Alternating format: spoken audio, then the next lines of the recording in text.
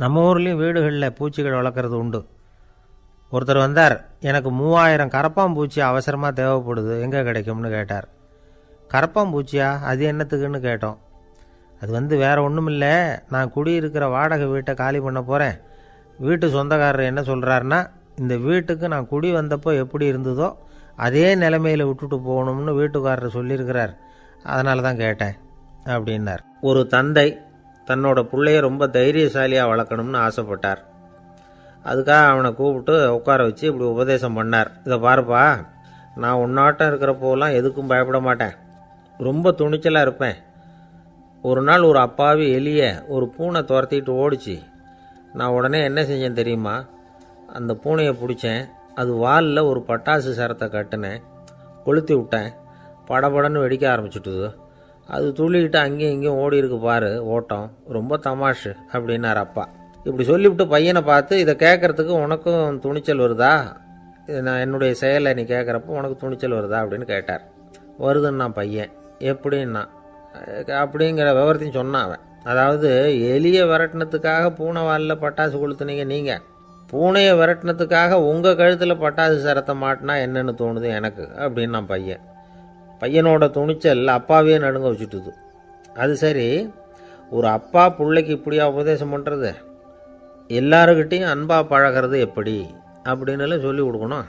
பிஞ்சு உள்ளங்களில் நஞ்சை தூவலாமா? ஒரு நாள் விநாயகர் ஒரு பூனையோடு விளையாடிக்கிட்டு இருந்தாராம். அப்படி ஆசையாக விளையாடிக்கிட்டு இருந்தப்போ அவரோட கை நகம் தவறுதெல்லாம் பூனையோட முகத்தில் பட்டுவிட்டு தான். அது ஒரு சின்ன கீரெல்லாம் உண்டாகி விட்டுது.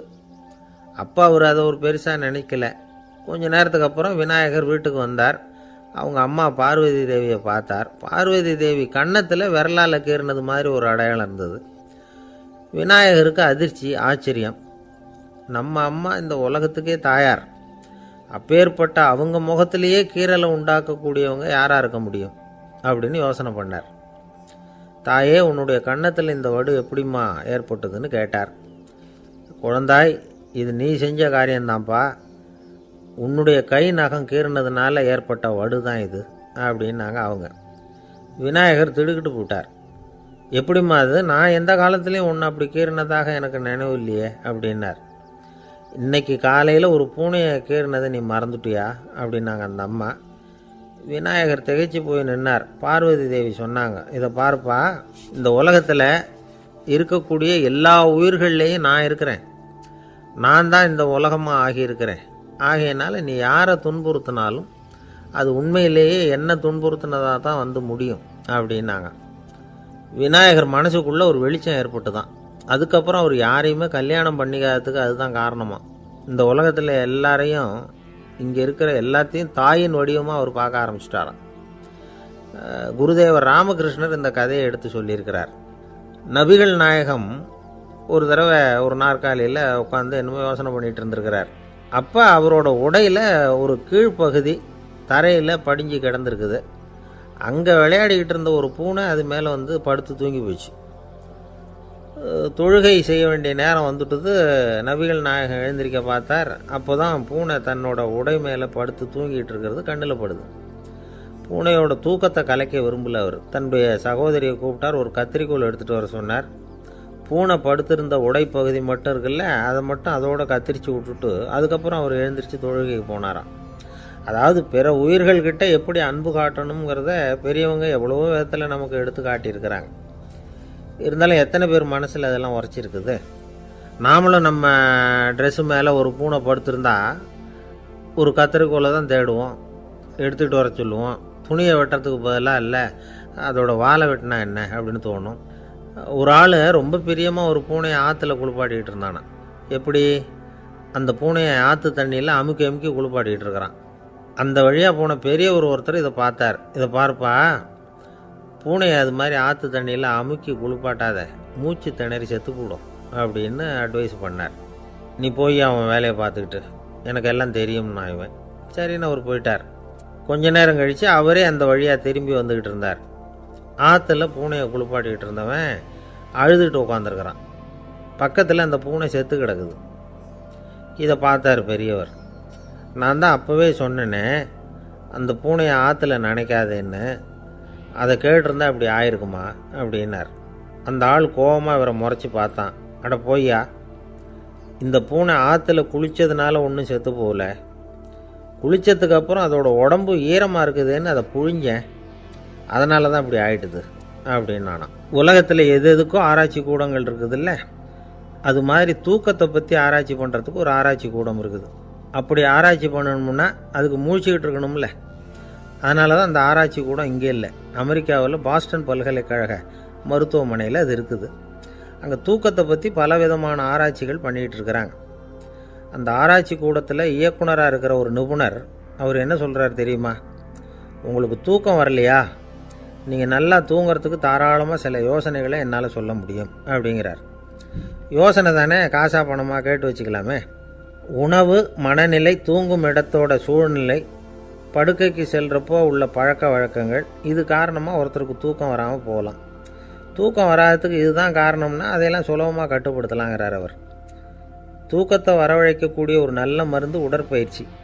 ஆனால் ஒன்று, படுக்க போகிற நேரத்தில் இது மாதிரி உடற்பயிற்சிகள் எல்லாம் செய்யக்கூடாது. கொஞ்சம் முன்னாடி பகல்லையே இந்த பயிற்சிகளை செய்கிறது நல்லது. தூக்கம் வராமல் அவதிப்படுறவங்க பிற்பகல் நேரங்களில் காஃபி, டீ இது மாதிரி பானங்களை சாப்பிடக்கூடாது. மது அருந்துறது கூட தூக்கத்தை பாதிக்கும். வெது வெதுப்பான நீரில் குளிக்கிறது, தியானத்தில் ஈடுபடுறது, ஓய்வாக இருக்கிறது, படுக்கிறது, அதாவது படுக்கிறதுக்கு முன்னாடி ஒரு குவளை பால் சாப்பிட்றது, இதெல்லாம் தூக்கத்தை வரவழைக்கிறது ரொம்ப உதவியாக இருக்கும். இன்னொரு விஷயம் என்னென்னா, தூங்கி ஆகணுமேங்கிற கவலை வேண்டியதில்லை. அப்படி நினச்சி கவலைப்படுறதை விட்டுடணும். தூக்கம் வரலையா, உடனே படுக்கையை விட்டு எழுந்திரிக்க வேண்டியது. வெளியில் வாங்க, வேறு ஏதாவது வேலையில் ஈடுபடுங்க, கொஞ்சம் நேரம் உலாவுங்க, அல்லது ஏதாவது ஒரு புஸ்தகத்தை எடுத்து படிங்க. களைப்பு ஏற்பட்டால் மறுபடியும் படுக்கைக்கு போங்க, தூக்கம் தானே வந்துடும். ஒரு விஷயத்தை மட்டும் நல்லா ஞாபகத்தில் வச்சுக்கணும். படுக்கைக்கு போகிறப்போ உங்கள் மற்ற எல்லா பிரச்சனைகளையும் மறந்துடணும். அது எப்படி சார் முடியும், அந்த நேரம் தானே எல்லா பிரச்சனையும் வரிசையாக ஞாபகத்துக்கு வருது அப்படின்னு நாம் நினைக்கலாம். ஆனால் பழக்கத்தில் அதை நாம் மாற்றிக்க முடியும். கொஞ்சம் முயற்சி பண்ணணும், அவ்வளோதான். இது எல்லாமே ஆராய்ச்சி பண்ணி பார்த்துட்டு அந்த நிபுணர் சொல்கிற கருத்து தான். இன்னொரு விஷயம் அவர் சொல்கிறார். அது என்னென்னா, உடல் கோளாறு காரணமாக தூக்கம் வராமல் அவதிப்படுறவங்களுக்கெல்லாம் இந்த யோசனைகள் சரியாக வராது அப்படிங்கிறார். அதுக்கெல்லாம் மருத்துவ சிகிச்சை கொடுத்து தான் சரி பண்ணணும். சில பேருக்கு நடு ராத்திரியில் மூச்சு திணறல் ஏற்பட்டு தூக்கம் வராமல் போயிடும். ஊரெல்லாம் தூங்குறப்போ தான் மட்டும் தூங்காமல் மூழ்கிட்டு இருக்கிறது, ஊரெல்லாம் மூழ்கிட்டு இருக்கிறப்போ தான் மட்டும் தூங்குறது, இது மாதிரி கோளாறுகளால் சில பேர் பாதிக்கப்படலாம். கால் தசை முறுக்கிக்கிறதுனால சில பேருக்கு அடிக்கடி விழிப்பு வரலாம். மன அழற்சி காரணமாக சில பேருக்கு தூக்கம் வராது. இது மாதிரி கோளாறுகளுக்கெல்லாம் அதுக்கு தகுந்த மாதிரி சிகிச்சை கொடுத்து தான் சரி பண்ண வேண்டியிருக்கும். எந்த கோளாறும் இல்லாமல் தூக்கம் வரலைன்னா ஆரம்பத்தில் சொன்ன முறைகளை கடைப்பிடிச்சு பார்க்கலாம். தூக்கம் வந்ததுன்னா யோசனை சொன்ன அந்த நிபுணருக்கு நன்றி சொல்லலாம். ஒருத்தர், ஏன் சார் பஸ்ஸில் தூங்குறது கெட்ட பழக்கமானு கேட்டார். இல்லையே, நான் கூட பஸ்ஸில் போகிறப்ப தூங்கிட்டு தானே போவேன் அப்படின்னார் இன்னொருத்தர். அப்புறம் ஏன் என்ன டிரைவர் வேலை வேணாம்னு வீட்டுக்கு அனுப்பி வச்சுட்டாங்க அப்படின்னாராம் அவர். ஒருத்தரை பார்த்து உன்னுடைய நண்பர்கள் யார் அப்படின்னு ஒரு கேள்வி கேட்டு பாருங்க. கொஞ்சம் யோசித்து பதில் சொல்லுவாங்க. அவங்கக்கிட்டேயே உன்னுடைய எதிரிகள் யார் அப்படின்னு கேளுங்க, கடகடன்னு ஒப்பிச்சிருவாங்க. நம்ம மனசு இருக்க, அது எப்படின்னா, நம்ம நண்பர்களை விட எதிரிகளை அது நல்லா ஞாபகத்தில் வச்சுக்கும். இது ஒரு ஆச்சரியமான உண்மை. உங்களால் நண்பர்களை மறந்துட முடியும், ஆனால் எதிரிகளை மறந்துட முடியாது. இது ஒரு வேடிக்கையான நிலைமை தான். அழகான தருணங்களை நாம் ஏன் மறந்துடுறோம்? இது இயற்கை. ஏன்னா நம்ம மனசு மலர்களை கவனிக்கிறதில்ல, அதில் இருக்கிற முள்ளை தான் கவனிக்குது. தன்னை காயப்படுத்துகிற எதையும் அது உடனே கண்டுகொள்ளுது. ஒரு தெளிந்த சிந்தனை உடைய மனசு மிக அழகாக உள்ள எல்லாத்தையும் கவனிக்கும். அது நன்றியுடன் உணரக்கூடிய எல்லாத்தையும் பார்த்து குறிச்சிக்கும். இப்படிப்பட்டவங்க வாழ்க்கை இயல்பாகவே நல்லா அமையும். அது ரொம்ப அபூர்வம். மனசில் உள்ள ஒரு சிறிய அமைப்பை மாற்றுவதை பொறுத்து தான் இந்த விஷயம் அப்படிங்கிறார் ஓஷோ. ஒரு யூத கோவில் இருந்து தான், அது யூதர்களின் மடமாகவும் இருந்தது. அங்கே ஒரு தலைமை குரு, அவர் ரொம்ப கண்டிப்பானவர். அந்த கோவிலை ஒட்டி ஒரு தோட்டம். ஒரு நாள் காலையில் அந்த தோட்டத்தில் 2 இளம் யூதர்கள் நடந்து போய்கிட்டு இருக்கிறாங்க. காலையில் 1 மணி நேரம், மாலையில் 1 மணி நேரம் அவங்க அந்த தோட்டத்தில் நடக்கிறதுக்கு அனுமதி உண்டு. மற்ற நேரங்களில் அவங்க மத புத்தகங்களை படிக்கணும், பிற விதிமுறைகளை கடைபிடிக்கணும். அந்த 2 பேருமே தொடர்ந்து புகைப்பிடிக்கிற பழக்கம் உள்ளவங்க. ஆனால் கோவில் மடத்தில் இருக்கிறப்போ அவங்க புகைப்பிடிக்க முடியாது, அது கடுமையான குற்றம். சரி, நாம் தோட்டத்தில் இருக்கிறப்போவாவது புகைப்பிடிக்கலாமா அப்படின்னு ஒரு ஆசை அவங்க 2 பேருக்குமே. இருந்தாலும் பயம். இப்படி கேட்டால் மதகுரு என்ன சொல்லுவாரோ அல்லது என்ன செய்வாரோங்கிற பயம். இப்படியே கொஞ்ச நாள் ஆச்சு. ஒரு நாள் இந்த 2 பேரில் ஒருத்தன் ரொம்ப கலங்கி போய் அந்த கோவிலிருந்து வெளியில் வந்துக்கிட்டு இருந்தான். வந்தவன் நேராக தோட்டத்து பக்கம் போனான். அங்கே இன்னொருத்தன் ஆனந்தமாக புகை பிடிச்சிக்கிட்டு இருக்கிறான். அதை பார்த்து தான் இவனுக்கு அதிர்ச்சி. அட கடவுளே, என்ன இது, நீ கேட்காமலே ஆரம்பிச்சிட்டியா அப்படின்னா. இல்லை நான் கேட்டுவிட்டு தான் ஆரம்பிச்சிருக்கேன்னா அவன்.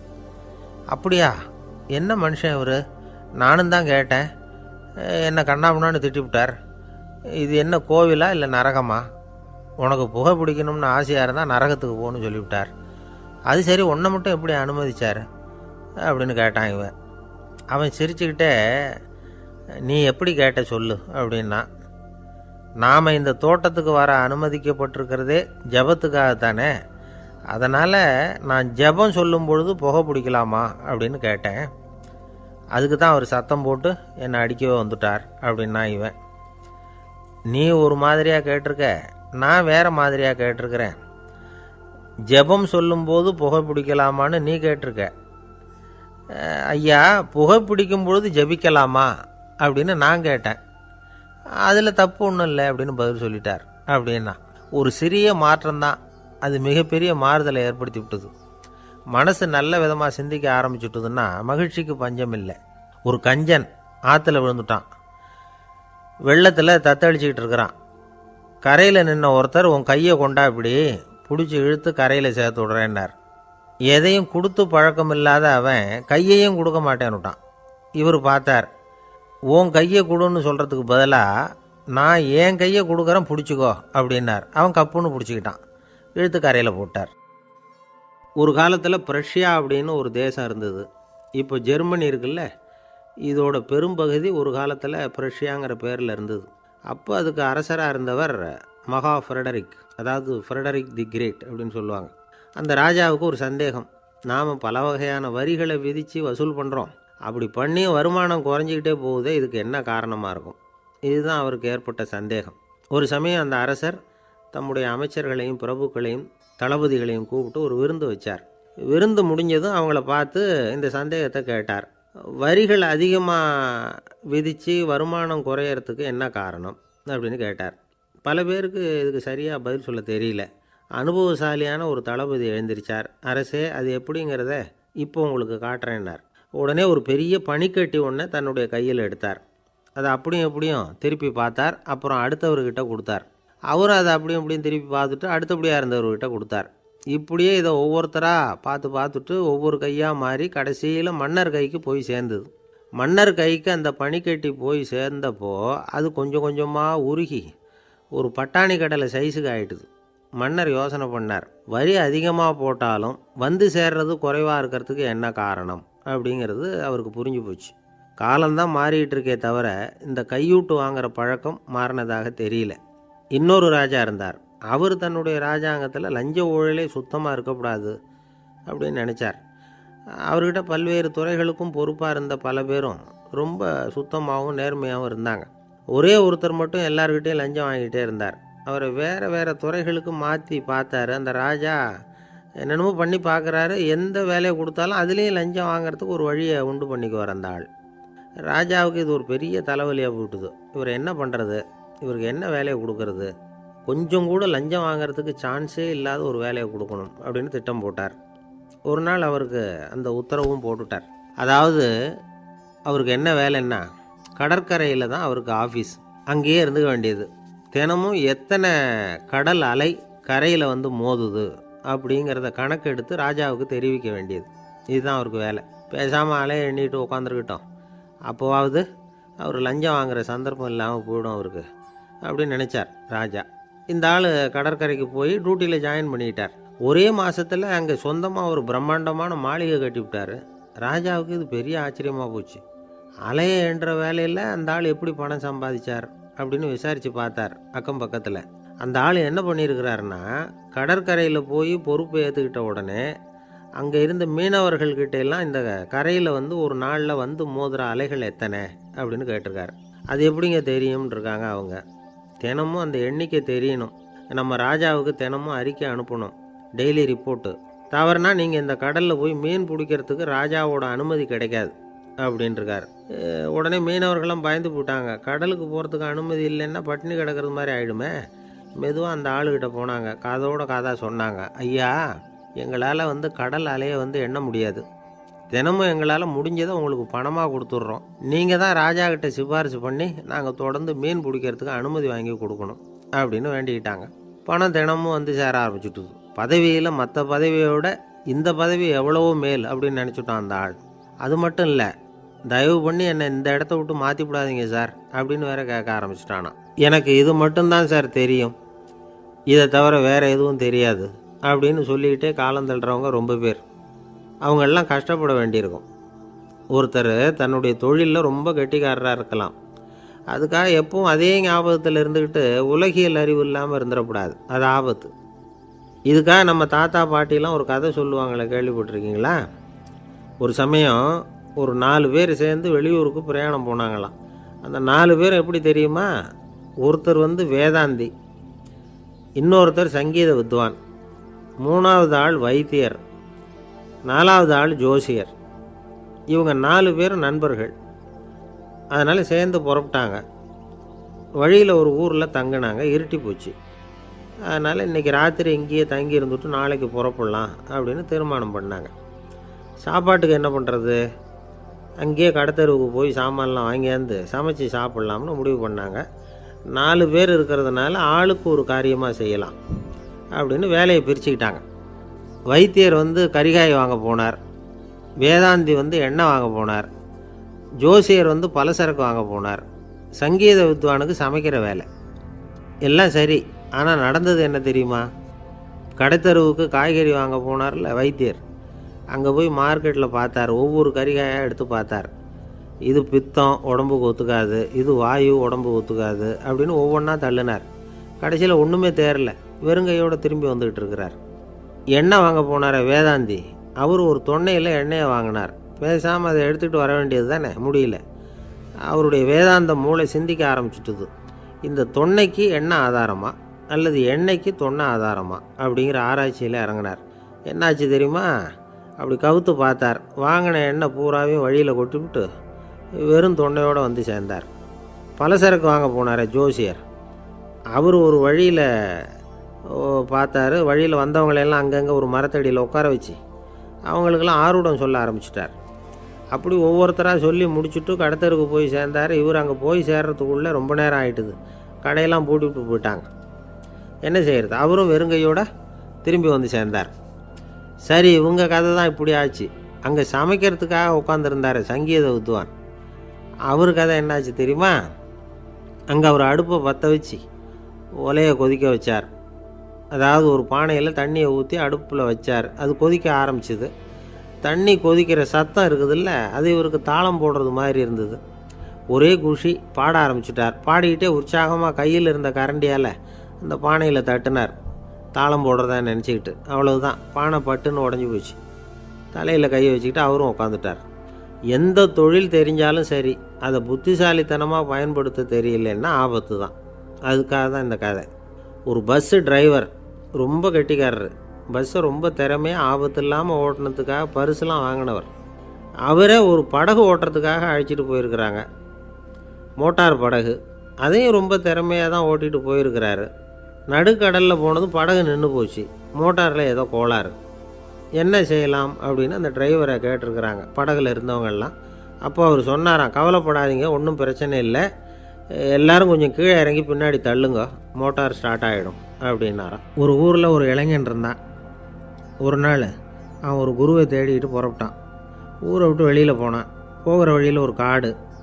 அந்த காட்டில் ஒரு மரத்தடியில் ஒரு பெரியவர் உட்காந்துருக்கிறார். அமைதியாக மௌனமாக அவர் அமர்ந்திருக்கிறார். இந்த பெரியவரை விசாரிக்கலாம், குருவை தேடி கண்டுபிடிக்கிறதுக்கு இவர் ஏதாவது ஒரு வழி சொல்லி கொடுப்பார் அப்படின்னு நினச்சிக்கிட்டு அவரை நெருங்கினான். ஐயா, எனக்கு ஒரு குரு தேவை, எங்கே கிடைப்பார்? அவரை எப்படி அடையாளம் கண்டுபிடிக்கிறது? அதை பற்றி ஏதாவது விவரம் சொன்னீங்கன்னா நான் கண்டுபிடிச்சிக்குவேன் அப்படின்ட்டுருக்கான். பெரியவர் நிமிர்ந்து பார்த்தார். தம்பி, அது ரொம்ப சுலபம். அவர் வயசானவராக இருப்பார், என்னை விட சுமார் 30 வயசு அதிகமாக இருக்கும். அவர் ஒரு மரத்தடியில் தான் உட்காந்துருப்பார் அப்படின்ட்டுருக்கான். சரிங்க பெரியவரே, அது என்ன மாதிரியான மரம், எப்படி இருக்கும் அப்படின்னு கேட்டிருக்கான். பெரியவர் அந்த விவரங்களையும் சொல்லியிருக்கிறாரு. அது மட்டும் இல்லை, சந்திக்கிற நாள், நேரம், வினாடி முதற்கொண்டு எல்லா விவரங்களையும் துல்லியமாக சொன்னாராம். இவ்வளவு விவரங்களை இவரால் எப்படி சொல்ல முடியுது அப்படின்னு இவனுக்கு ஆச்சரியம். இருந்தாலும் அந்த பெரியவர் கடைசியாக ஒரு விவரம் சொன்னார். அது என்ன தெரியுமா, எப்படியும் நீ அவரை சந்திக்கிறதுக்கு ஒரு 30 வருஷம் ஆகும் அப்படின்னு சொல்லிவிட்டாராம். ரொம்ப நன்றிங்க பெரியவரே அப்படின்னு சொல்லிவிட்டு அந்த இளைஞன் புறப்பட்டுருக்கான். இப்போ அவனுக்கு குரு பற்றின விவரம் எல்லாம் கிடச்சிட்டுது, சந்திக்கிற நேரமும் தெரிஞ்சுட்டுது. ஆனால் 30 வருஷம் அவரை தேடி அலைய வேண்டியிருக்குமே. அவன் தேட ஆரம்பித்தான். காடு மலை எல்லாம் சுற்றி அலைஞ்சான். பல வருஷங்கள் தேடினான், அழுத்து போயிட்டான். கடைசியில் அவனுக்கும் வயசாகிட்டுது. கடைசியில் தன்னுடைய சொந்த ஊருக்கே திரும்பி போய்கிட்டு இருந்தான். அங்கே ஒரு மரத்தடியில் அவன் தேடிக்கிட்டு இருந்த குருநாதர் கிடைச்சார். யார் அவருன்னா, 30 வருஷத்துக்கு முன்னாடி வழி சொல்லி கொடுத்தாருல அதே பெரியவர். அவருக்கு இப்போ 30 வயசு அதிகமாக இருந்தது. அதே மரம். அன்னைக்கு பெரியவர் சொன்ன அடையாளம் இப்போ பொருத்தமாக இருந்தது.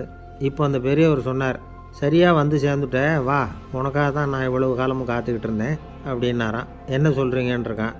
30 வருஷத்துக்கு முன்னாடி என்கிட்ட வந்தியே, அப்போவே என் காலம் வந்து முடிஞ்சு போயிருந்தது. அப்போவே என்ன உனக்கு அடையாளம் தெரியல, அதனால் இவ்வளவு காலம் உனக்காக காத்துட்ருக்கும்படி ஆகிட்டுது அப்படின்னாரான். ஐயா, அப்போவே நீங்கள் சொல்லியிருக்கலாமே, இதுதான் 30 வருஷம் கழித்து நீ சந்திக்க போகிற இடம், நான் தான் உன்னுடைய குரு அப்படின்னு சொல்லியிருக்கலாமே அப்படின்ட்டுருக்கான். அந்த பெரியவர் சிரிச்சுக்கிட்டே இதுக்கு பதில் சொன்னாராம். நான் எவ்வளவோ விவரமாக தான் சொன்னேன், நீ சரியாக புரிஞ்சிக்கல. காரணம், அப்போது நீ போதுமான அளவுக்கு பக்குவம் பெற்றிருக்கவில்லை. அதனால் புரியும் சக்தி இல்லாமல் போயிட்டுது. அப்போது 30 ஆண்டு காலம் நீ அலைஞ்சி தெரிஞ்சிருக்கிற, அது காரணமாக இப்போ உனக்கு அந்த பக்குவம் வந்துட்டுது. அதனால தான் அடையாளம் காண முடிஞ்சது, நானே உன்னுடைய குரு அப்படின்னாராம். இதிலேருந்து என்ன தெரியுதுன்னா, ஆன்மீகத்தில் மாணவனாக சேர்றதுக்கு கூட ஒரு பக்குவத்தன்மை தேவைப்படுது. ஒரு பெரிய ஞானி, அவர்கிட்ட சீடனாக இருக்க ஒருத்தன் வந்தான், எதிரில் நின்னான். ஞானி அவனை வெகு நேரம் உற்று பார்த்தார். அப்புறம் சொன்னார், சீடனாக இருக்கிறது ரொம்ப சிரமம்னார். நான் தயாராக இருக்கிறேன்னா. அது இன்னமும் சிரமமாச்சே, இங்கே குருவாக இருக்கிறது மட்டுமே சுலபம் அப்படின்னாராம். அப்படின்னா நான் குருவாகவே ஆகிடுறேன் அப்படின்னானா. இது போலவே இந்த காலத்தில் கதை ஒன்று உண்டு. ஒரு பள்ளிக்கூடத்தில் வகுப்பு ஆசிரியர் மாணவனை திட்டிக்கிட்டு இருந்தார். டேய், நீ 100க்கு 10 மார்க்கு தான் வாங்கிக்கிட்டு இருக்க. இவ்வளவு மோசமாக நீ படித்தா கடைசியில் மாடு மேய்க்கிறது கூட லாய்க்கு இல்லாதவனா ஆகிடுவேன். அதுக்கப்புறம் என்ன செய்ய போகிறேன் அப்படின்னாராம். பையன் தலையை சொரிஞ்சிக்கிட்டே சொன்னானா, சார் அப்படின்னா ஒன்று செய்கிறேன் அப்படின்னானா. இவர் கேட்டிருக்கார், என்ன செய்ய போகிறேன்னு. வேறு என்ன சார், உங்களை மாதிரி ஒரு ஆசிரியர் ஆகிடுறேன் அப்படின்னானா. இமயமலை அடிவாரத்தில் ஒரு மடம். அங்கே ஒரு சன்னியாசி இருந்தார். அவர்கிட்ட ஒருத்தர் வந்தார். சுவாமி, ஆசையை உதற நினைக்கிறேன், முடியல, ஒட்டிக்கிட்டே வருது அப்படின்னாராம். இப்படி உட்கார, ஒரு கதை சொல்கிறேன் அப்படின்னு சொல்லி அவர் சொல்ல ஆரம்பித்தாராம். அவர் சொன்ன கதை என்னென்னா, ஒரு ஊரில் ஒரு ஆள் இருந்தான். அவன் பேர் குப்புசாமி. அவங்ககிட்ட எப்பவும் ஒரு பழைய தொப்பி இருக்கும், விடவே மாட்டான். அதனால் அவனை எல்லோரும் தொப்பி சாமி அப்படின்னு தான் கூப்பிடுறது வழக்கம். ஒரு புது தொப்பி வாங்கிக்கப்படாதாப்பா அப்படின்னு நண்பர்கள்லாம் சொல்லி பார்த்தாங்க. பணத்துக்கு எங்கே போவேன் அப்படின்னு விட்டானான். பணம் வச்சுருக்கான், செலவு பண்ண மனசு வரல, மகா கஞ்சன். பழைய பாட்டில்கள்லாம் வாங்கி விற்றுக்கிட்டு இருந்தான்.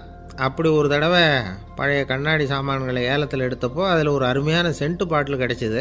உடனே ஒரு ஐடியா பண்ணான்.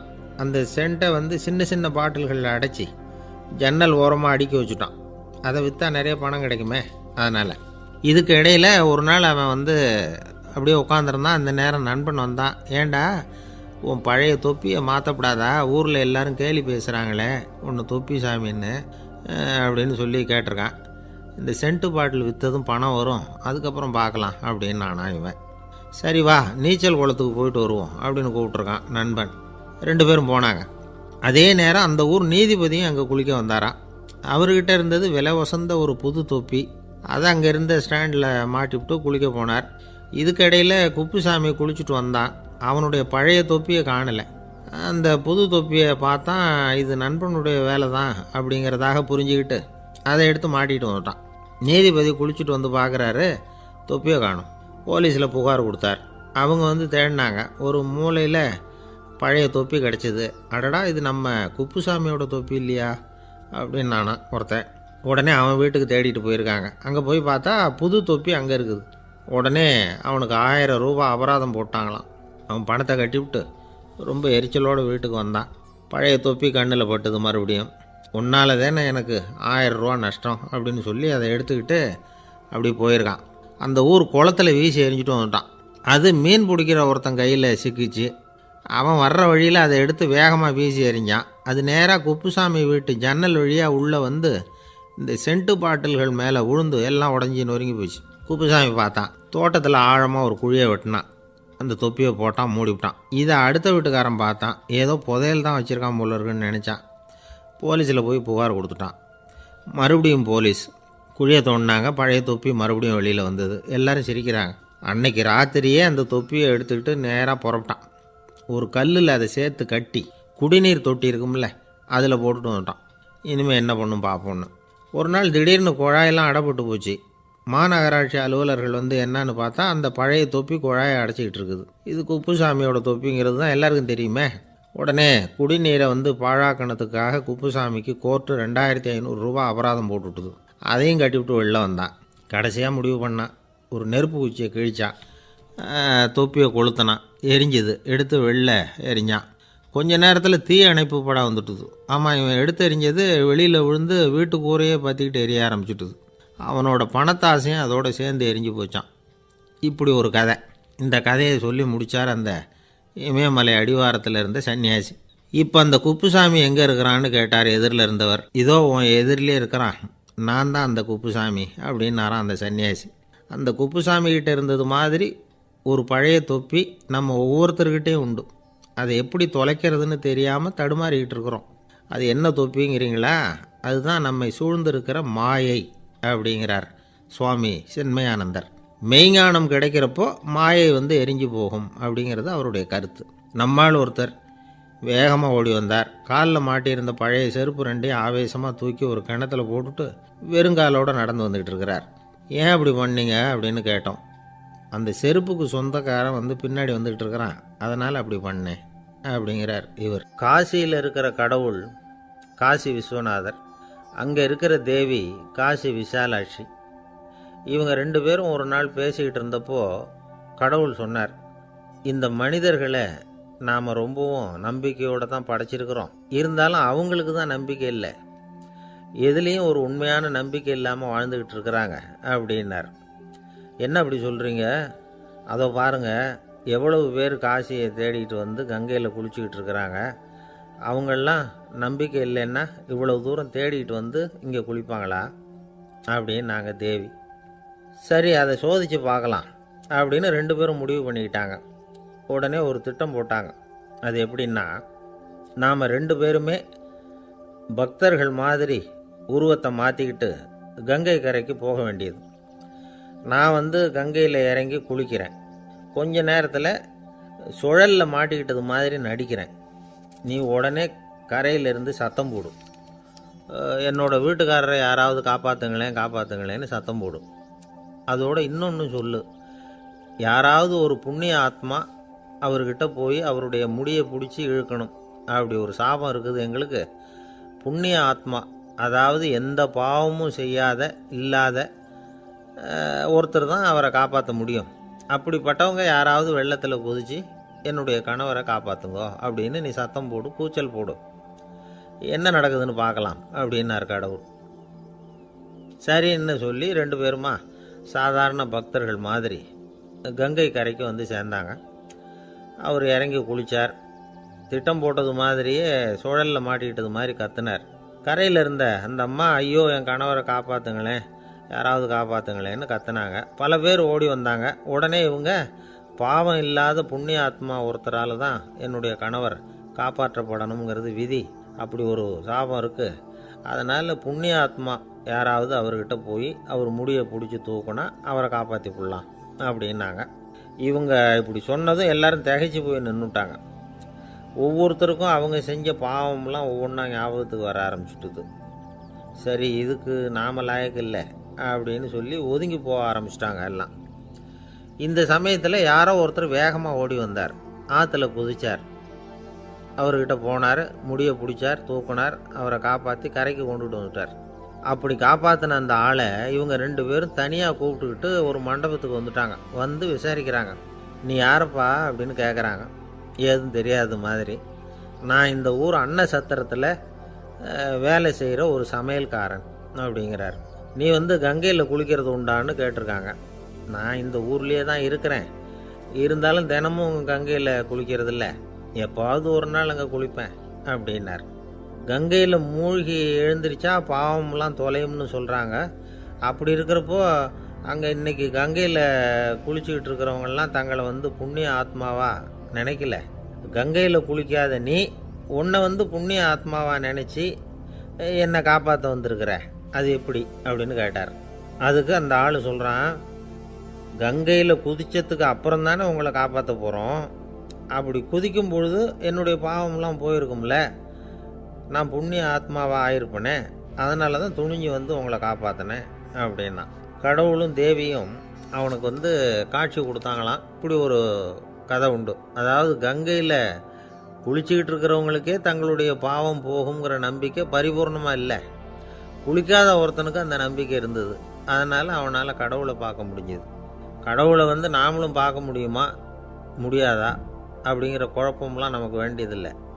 நம்பிக்கையோடு வாழணுங்கிற உண்மையை மட்டும் இந்த கதையிலேருந்து புரிஞ்சுக்கிட்டா போதும். ஏன்னா இந்த கதையை கேட்டுட்டு ஒரு நண்பன் குதர்க்கமாக ஒரு கேள்வி கேட்டான். ஏன் சார், கங்கையில் குளித்தா பாவம் போயிடும்னு சொல்கிறீங்களே, நான் எனக்கு வேண்டாத ஒருத்தனை அழைச்சிட்டு போய் கங்கையிலேயே தள்ளி விட்டுட்டு அதுக்கப்புறம் அங்கேயே முழுக்க போட்டுட்டு நான் செஞ்ச பாவத்தை வந்து அதுலேயே கழுவி விட்டுட்டு மறுபடியும் உங்ககிட்ட வந்துடுறேன்னு வச்சுக்கோங்க, நீங்கள் என்னை வந்து புண்ணிய ஆத்மான்னு ஏற்றுக்குவீங்களா அப்படிங்கிறான். ஆள் கொஞ்சம் ஆசைந்தான், நம்மளே அங்கே அழைச்சிட்டு போனாலும் போயிடுவான். வாழ்க்கையில் சில சந்தர்ப்பங்களில் நாம் வந்து சில அவமானங்களை சந்திச்சே தீர வேண்டியிருக்கு. என்ன பண்ணுறது, காலம் அப்படி. அவமானப்படுறவங்க உடனே அடங்கி போய்டுறது தான் உலக வழக்கம். அவமானப்பட்டால் உடனே சீறி எழறவங்களும் உண்டு. ஆனால் அதையே ஒரு சவாலாக எடுத்துக்கிட்டு முன்னுக்கு வர்றவங்களும் சில பேர் இருக்கிறாங்க. அவங்க ரொம்ப அபூர்வம். இன்றைக்கி மனோதத்துவ நிபுணர்கள்லாம் என்ன சொல்கிறாங்க தெரியுமா, அவமானப்பட்டுட்டா உடனே அடங்கி போயிடக்கூடாதான், அதையே ஒரு சவாலாக எடுத்துக்கிட்டு மனசில் ஒரு வைராக்கியத்தோடு முயற்சி பண்ணினா வாழ்க்கையில் எல்லாரும் முன்னேறலாம். அவமானங்கிறத நாம் வந்து வைராக்கியமாக மாற்றிக்கணும், அதுதான் வெற்றிக்கு வழி. ராமர் வந்து இந்த பூமியில் பிறந்ததே ஒரு வைராக்கியத்தினால தான் சார் அப்படின்னார் ஒருத்தர். எப்படிங்க அது அப்படின்னு கேட்டேன்.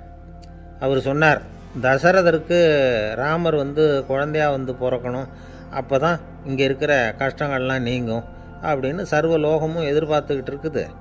ஆனால் அவர் எப்போ வந்து பிறப்பார் அப்படின்னு யாருக்கும் தெரியல.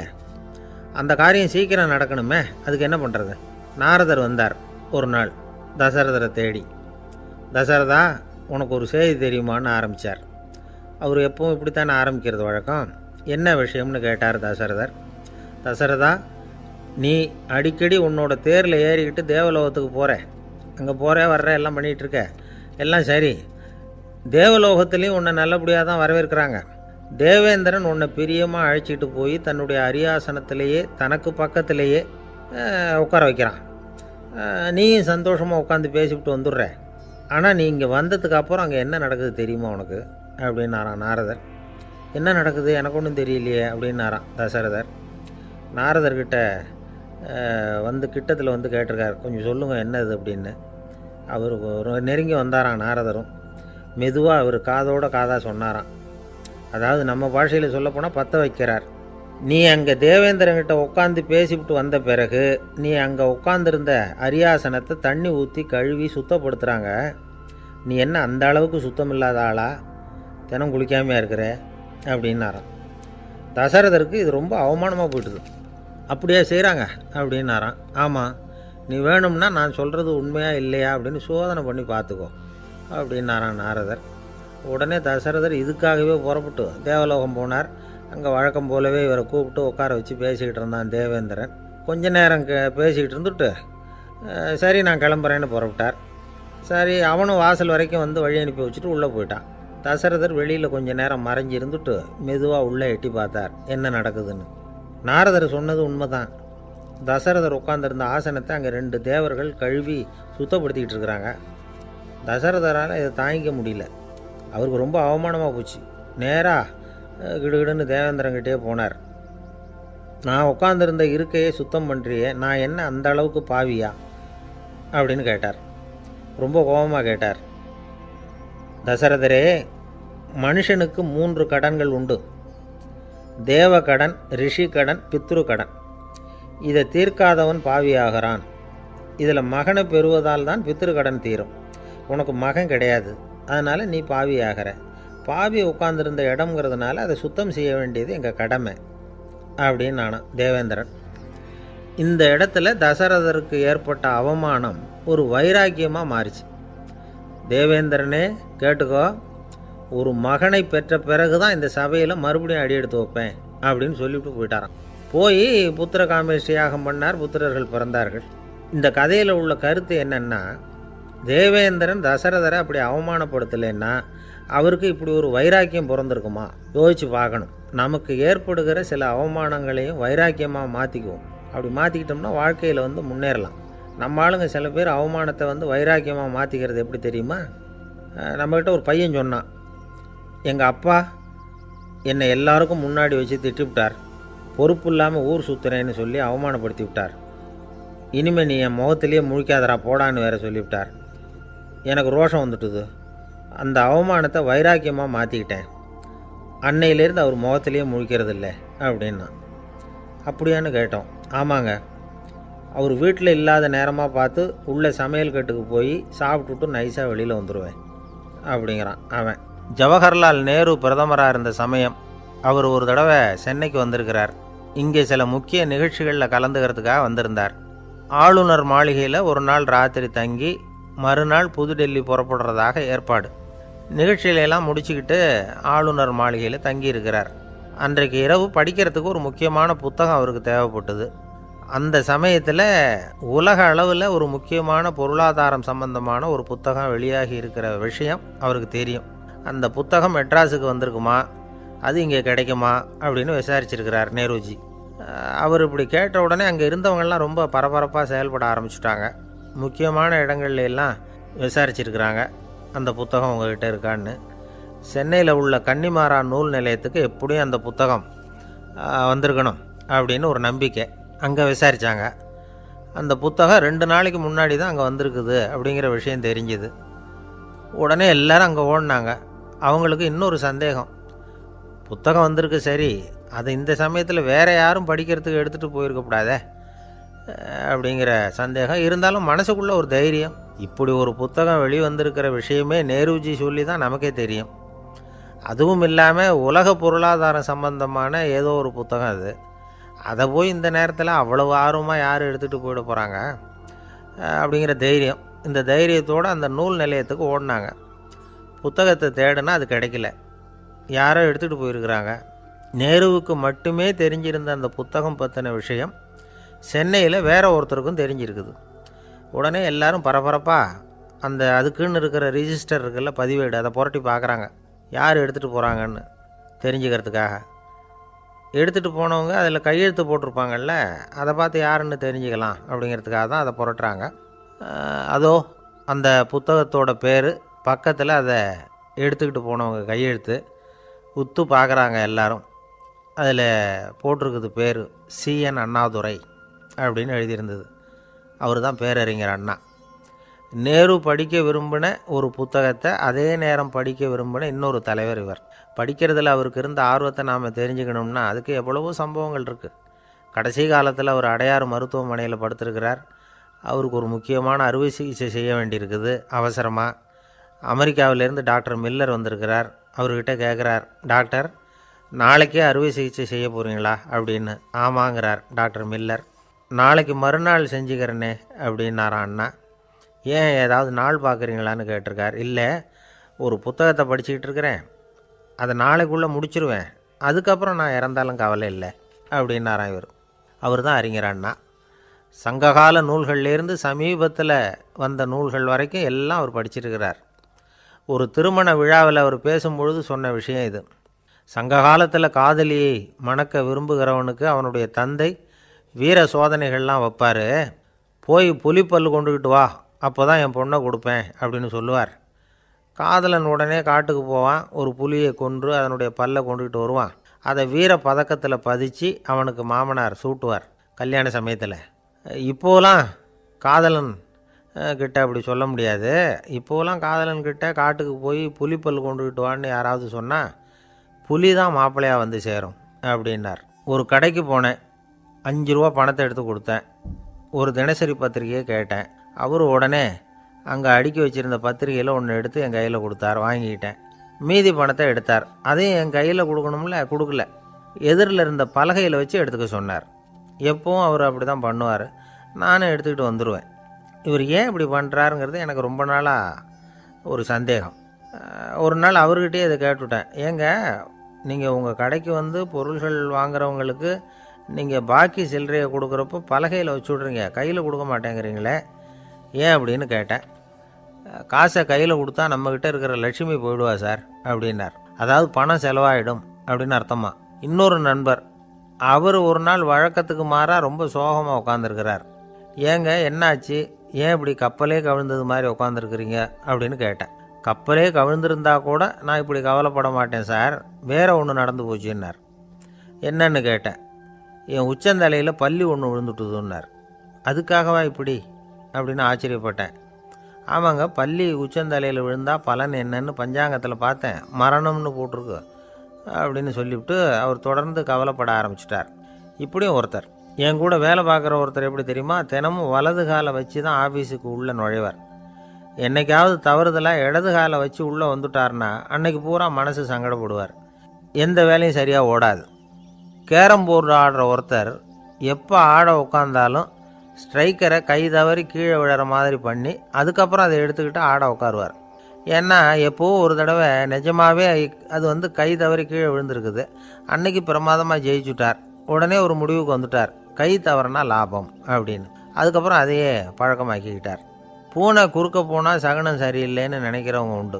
ஆனால் ஒருத்தர் எப்படி தெரியுமா, அவர் வெளியில் கிளம்புற சமயம் பக்கத்து வீட்டு ரேடியோவில் மியாவ் மியாவ் பூனை குட்டின்னு பாட்டு சத்தம் கேட்டால் கூட போதும், சகனம் சரியில்லைன்னு பிரயாணத்தை கேன்சல் பண்ணிவிடுவார். இப்போ இவ்வளவும் எதுக்கு சொல்கிறோம்னா, அளவுக்கு மீறின சகுன நம்பிக்கைகள் இருக்குது பாருங்கள், இதோட பயமும் சேர்ந்துக்கிட்டதுன்னு வச்சுக்கோங்க, இது ஒருத்தருடைய மனநிலையை பாதிச்சிடும். இது வந்து உளவியல் நிபுணர்கள் சொல்கிற கருத்து. வாழ்க்கையே தடுமாற வச்சிரும். பாதுகாப்பு இல்லாத உணர்வு, ஒரு விதமான டிப்ரெஷன் மனநிலை, இதெல்லாம் தான் இதுக்கு காரணமாக அமையலாம்.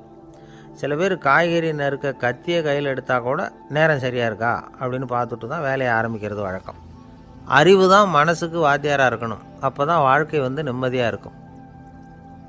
அறிவு வந்து மனசு சொல்கிறபடியெல்லாம் கேட்க ஆரம்பிச்சுட்டுதுன்னா இடைஞ்சல் தான். ஒருத்தருக்கு 7ஆம் நம்பர் தான் ராசியான நம்பரான். 7ஆம் தேதி தான் எந்த காரியத்தையும் ஆரம்பிப்பாராம்.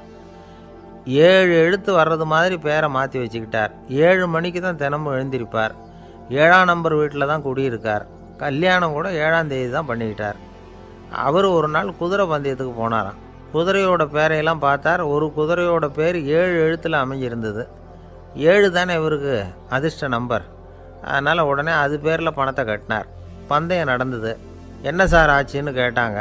நான் பணம் கட்டின அந்த என்னோட குதிரை 7ஆவதாக வந்து சேர்ந்தது சார் அப்படின்னாராம் சோகமாக. ஒரு விவசாயி விதைக்கிறதுக்காக வயல்வெளி பக்கம் போகிறார். விதைகளை அள்ளி வீசினார். அப்போ என்ன ஆச்சுன்னா, சில விதைகள் வந்து பாதை ஓரத்தில் விழுந்தது. சில விதைகள் முள் செடிகள் மண்டி இருந்த புதருக்கு இடையில் விழுந்தது. சில விதைகள் நல்ல நிலத்தில் விழுந்தது. பாதை ஓரத்தில் விழுந்த விதை என்ன ஆச்சுன்னா, அதெல்லாம் பறவைகள் கண்ணில் போட்டுவிட்டுது. உடனே வந்து உட்காந்து கொத்தி தின்னுட்டு போட்டுது. அதிகமாக மண் இல்லாத பாறை பகுதியில் விழுந்த விதையெல்லாம் லேசாக வேர் விட்டு முளைக்க ஆரம்பிச்சிது.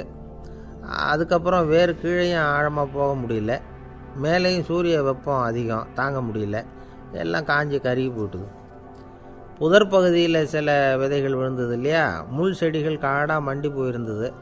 அதனால் முளைச்சி வர்ற செடிக்கு நெருக்கடி அதிகமாக போட்டுது. சரியாக வளர முடியல, விளைச்சலும் சரியாக இல்லை. நல்ல நிலத்தில் விழுந்த விதைகள் மட்டும் நல்லா முளைச்சிது, நல்லா வளர்ந்தது, விளைச்சலும் பிரமாதமாக இருந்தது. இந்த கதையை சொல்லிவிட்டு கேட்க செவியுள்ளோர் கேட்கட்டும் அப்படிங்கிறார் இயேசு பெருமான். ஆமாம், இயேசு கடலில் நின்ற படகு ஒன்றில் உட்காந்துருக்கிறார். கடற்கரையில் ஏராளமான மக்கள் உட்காந்துருக்கிறாங்க. அந்த சமயத்தில் தான் இயேசு வந்து ஓமைகள் மூலமாக மக்களுக்கு பல உண்மைகளை சொல்லிகிட்டு இருக்கிறார். மக்கள் அந்த கதையை கேட்டுட்டு ஒன்றும் புரியாமல் முழிக்கிறாங்க. அதை கவனித்த இயேசு அந்த ஓமையை விளக்க ஆரம்பித்தார். இதில் அந்த விதைக்கிறவர் தான் இறைவன். அவருடைய வார்த்தைகளை விதைக்கிறார். அந்த வார்த்தைகளை கேட்கிற மக்கள் அந்த விழுந்த விதைகள் மாதிரி 4 வகையானவர்கள். சில பேர் பாதை ஓரத்தில் விழுந்த விதைகள் மாதிரி. இறைவன் வார்த்தைகளை அவங்க கேட்குறாங்க, ஆனால் தீய எண்ணங்கள் செய்கைகள் மூலமாக விதைக்கப்பட்ட வார்த்தைகள் அழிஞ்சு போடுது. இறைவன் வார்த்தைகளை கேட்ட உடனே மகிழ்ந்து போய் உடனே சில பேர் அதை ஏற்றுக்கிறாங்க. இவங்கெல்லாம் அந்த பாறை பகுதியில் விழுந்த விதைகள் மாதிரி. அதனால் இவங்கெல்லாம் வேறு இல்லாதவங்க. கொஞ்ச காலத்துக்கு இறை வார்த்தைகளுக்கு கீழ்ப்படிந்து நடப்பாங்க. அதனால் ஏதாவது இடைஞ்சல் ஏற்பட்டால் உடனே தடுமாறுவாங்க. தங்கள்கிட்ட இருக்கிற நல்ல பண்புகளை விட்டுட்டு பாவ வழிகளுக்கு போயிடுவாங்க. முள் செடிகளுக்கு இடையில் விழுந்த விதைகள் மாதிரி உள்ளவங்க யாருன்னா, இவங்களுக்கு உலக கவலை உண்டு, செல்வத்தின் மீது மயக்கம் உடையவர்கள். உலக ஆசைகள் இவங்களுக்குள்ளே பூந்துடுறதுனால அங்கே இருக்கிற நல்ல பண்புகள் மறைஞ்சு போயிடுது. அதனால் அவங்களும் உபயோகம் இல்லாதவங்களாக ஆயிடுறாங்க. நல்ல மனிதர்கள் நல்ல நிலத்தில் விழுந்த விதைகளுக்கு ஒப்பானவர்கள்.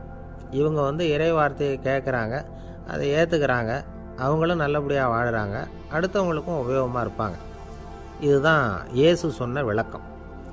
நல்ல வார்த்தைகளை கேளுங்கள், நல்ல வார்த்தைகளை ஏற்றுக்கொள்ளுங்கள், அடுத்தவங்களுக்கு உபயோகமாக இருங்க. இதுதான் பெரியவங்கள்லாம் நமக்கு சொல்லுகிற உபதேசம்.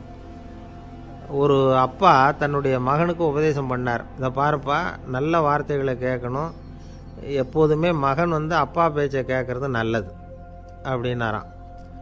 நீ ஏதாவது ஒரு தப்பு பண்ணால் என் தலையில் ஒரு முடி நரைச்சி வெள்ளையாக போடும்பா, நீ செய்கிற ஒவ்வொரு தப்புக்கும் என் தலையில் ஒவ்வொரு முடி வெள்ளையாயிடும் அப்படின்னாராம். பையன் யோசித்தான், அப்பா இப்போ தான் எனக்கு புரியுது, தாத்தாவோட தலைமுடி பூராவும் வெள்ளையாக இருக்கிறதுக்கு என்ன காரணம்ங்கிறது எனக்கு இப்போ தான் புரியுது அப்படின்னானா. ஒரு ஊரில் ஒரு ராஜா இருந்தார். அவர் ஒரு பூனை வளர்த்தார். ரொம்ப செல்லமாக அவர் அந்த பூனையை வளர்த்தார். அவர் என்ன பண்ணுவார் தெரியுமா? இரவு நேரத்தில் அந்த பூனையோட தலையில் ஒரு விளக்கை வச்சுருவார். அந்த பூனை ரொம்ப ஜாக்கிரதையாக அந்த விளக்கு கீழே விழுந்துடாமல் பார்த்துக்கும். தலையை ஆட்டாமல் ரொம்ப நிதானமாக ராஜா பின்னாடி நடந்து போய்கிட்டே இருக்கும். அந்த விளக்கு வெளிச்சத்தில் எல்லா வேலைகளையும் செஞ்சுருவார். கையில் ஒரு விளக்கை தனியாக எடுத்துகிட்டு போக வேண்டிய அவசியமே இல்லை. விளக்கை தூக்கிட்டு போகிற வேலையை அந்த பூனை பார்த்துக்கும். அதனால் ராஜாவுக்கு அந்த பூனை மேலே ரொம்ப பிரியம். மந்திரிகளையெல்லாம் கூப்பிட்டு அவங்கக்கிட்ட சொல்லுவார், பார்த்தீங்களா இந்த பூனை எவ்வளவு விசுவாசமாக நடக்குது, என் பேரில் எவ்வளவு மரியாதை பார்த்தீங்களா அதுக்கு அப்படிம்பார். இதை கேட்டுவிட்டு அங்கேருந்து அமைச்சர்களில் ஒருத்தர் சொன்னார், மன்னா நீங்கள் சொல்கிறது சரிதான், இருந்தாலும் இந்த பூனையோட விசுவாசத்தை நாம் கொஞ்சம் சோதித்து பார்க்க வேண்டியிருக்கு அப்படின்னாராம். சரி, உங்கள் ஆசையை ஏன் கெடுக்கணும், நல்லா சோதித்து பாருங்கள் அப்படின்னு சொல்லிவிட்டார் ராஜா. உடனே அந்த அமைச்சர் என்ன பண்ணார் தெரியுமா? எங்கேயோ புறப்பட்டு போனார். ஒரு 5-6 எலிகளை பிடிச்சிக்கிட்டு வந்தார். அரண்மனையில் ராஜா ஏதோ வேலை பார்த்துக்கிட்டு இருக்கிறாரு. பக்கத்தில் அந்த பூனை ரொம்ப பணிவாக நின்றுக்கிட்டு இருக்குது. அது தலையில் விளக்கு எரிஞ்சிக்கிட்டு இருக்கு. அமைச்சர் தான் பிடிச்சிக்கிட்டு வந்த எலிகளை அந்த பூனை பார்வையில் படுறது மாதிரி எதிரில் விட்டார். அந்த எலிகள்லாம் அங்கேயும் இங்கேயும் ஓட ஆரம்பிச்சிது. அதை பார்த்தது பூனை, அவ்வளவுதான். தலையில் இருக்கிற விளக்கை பற்றியும் கவலைப்படலை, ராஜாவை பற்றியும் கவலைப்படலை. ஒரே பாய்ச்சலாக பாஞ்சு எலிகளை துரத்த ஆரம்பிச்சுட்டுது. தலையில் இருந்த விளக்கு எங்கேயோ போய் விழுந்தது, அணைஞ்சு போச்சு. இருட்டில் ராஜா தடுமாற ஆரம்பிச்சுட்டார். இந்த சமயத்தில் அந்த அமைச்சர் மறுபடியும் விளக்கை ஏற்றினார். வெளிச்சம் வந்தது. அதுக்கப்புறம் அந்த அமைச்சர் பேசினார், அரசே, பூனையோட விசுவாசத்தை பார்த்தீங்களா? எலி அது கண்ணில் படுற வரைக்கும் தான் விசுவாசமாக இருந்தது. அது மாதிரி எலியை பார்த்ததும் எல்லாத்தையும் விட்டுட்டு அதை துரத்த ஆரம்பிச்சுட்டு பார்த்தீங்களா? தான் அந்த பூனையை பற்றி நினச்சது தப்புங்கிறது அதுக்கப்புறம் தான் அந்த ராஜாவுக்கு புரிஞ்சுதான். சரி, இப்போ எதுக்கு இந்த கதையெல்லாம் அப்படிங்கிறீங்களா? இந்த பூனை மாதிரி தான் நம்ம மனசும். மனசை எவ்வளவு தான் பயிற்சி கொடுத்து பக்குவமாக வச்சுருந்தாலும் பார்க்குறதுக்கு பரமசாது மாதிரி தான் இருக்கும். பார்க்க வேண்டியதை பார்த்துட்டுதுன்னா பாஞ்சிரும். இந்த பூனை மாதிரி புலன் இன்ப பொருள்கள் கிட்டாத வரைக்கும் மனம் அடங்கி இருக்கிறது மாதிரி தான் தெரியும். கொஞ்சம் வாய்ப்பு கிடைச்சாலும் அது குதிக்க ஆரம்பிச்சிடும், தப்பு பண்ண ஆரம்பிச்சிடும். பெரிய பெரிய முனிவர்கள் வாழ்க்கையில் நடந்த வீழ்ச்சி இதை தான் நிரூபிக்குது. புலன்களின் ஆற்றல் அதிகம். அதனால் மனக்கட்டுப்பாடு பயிற்சிகளில் ரொம்ப எச்சரிக்கையாக இருக்கணுங்கிறார் சுவாமி சிவானந்தர். மது பழக்கத்தையே விட்டுவிட்டேன்னு உறுதியாக இருப்பான். கடை கண்ணில் பட்டுவிட்டதுன்னா கால் அவனை கேட்காமலே இழுத்துக்கிட்டு உள்ளே போயிடும். இதுதான் மனசுங்கிறது. அதுதான் அந்த ராஜா வளர்த்த பூனை. நம்மால் ஒருத்தன் அந்த ராஜா பூனை தலையில் விளக்க வச்சது மாதிரி இவன் தன்னுடைய தலையிலேயே ஒரு விளக்கை ஏற்றி வச்சுக்கிட்டு என்னத்தையோ தேட ஆரம்பித்தான். தேடிக்கிட்டு இருக்கிறான்.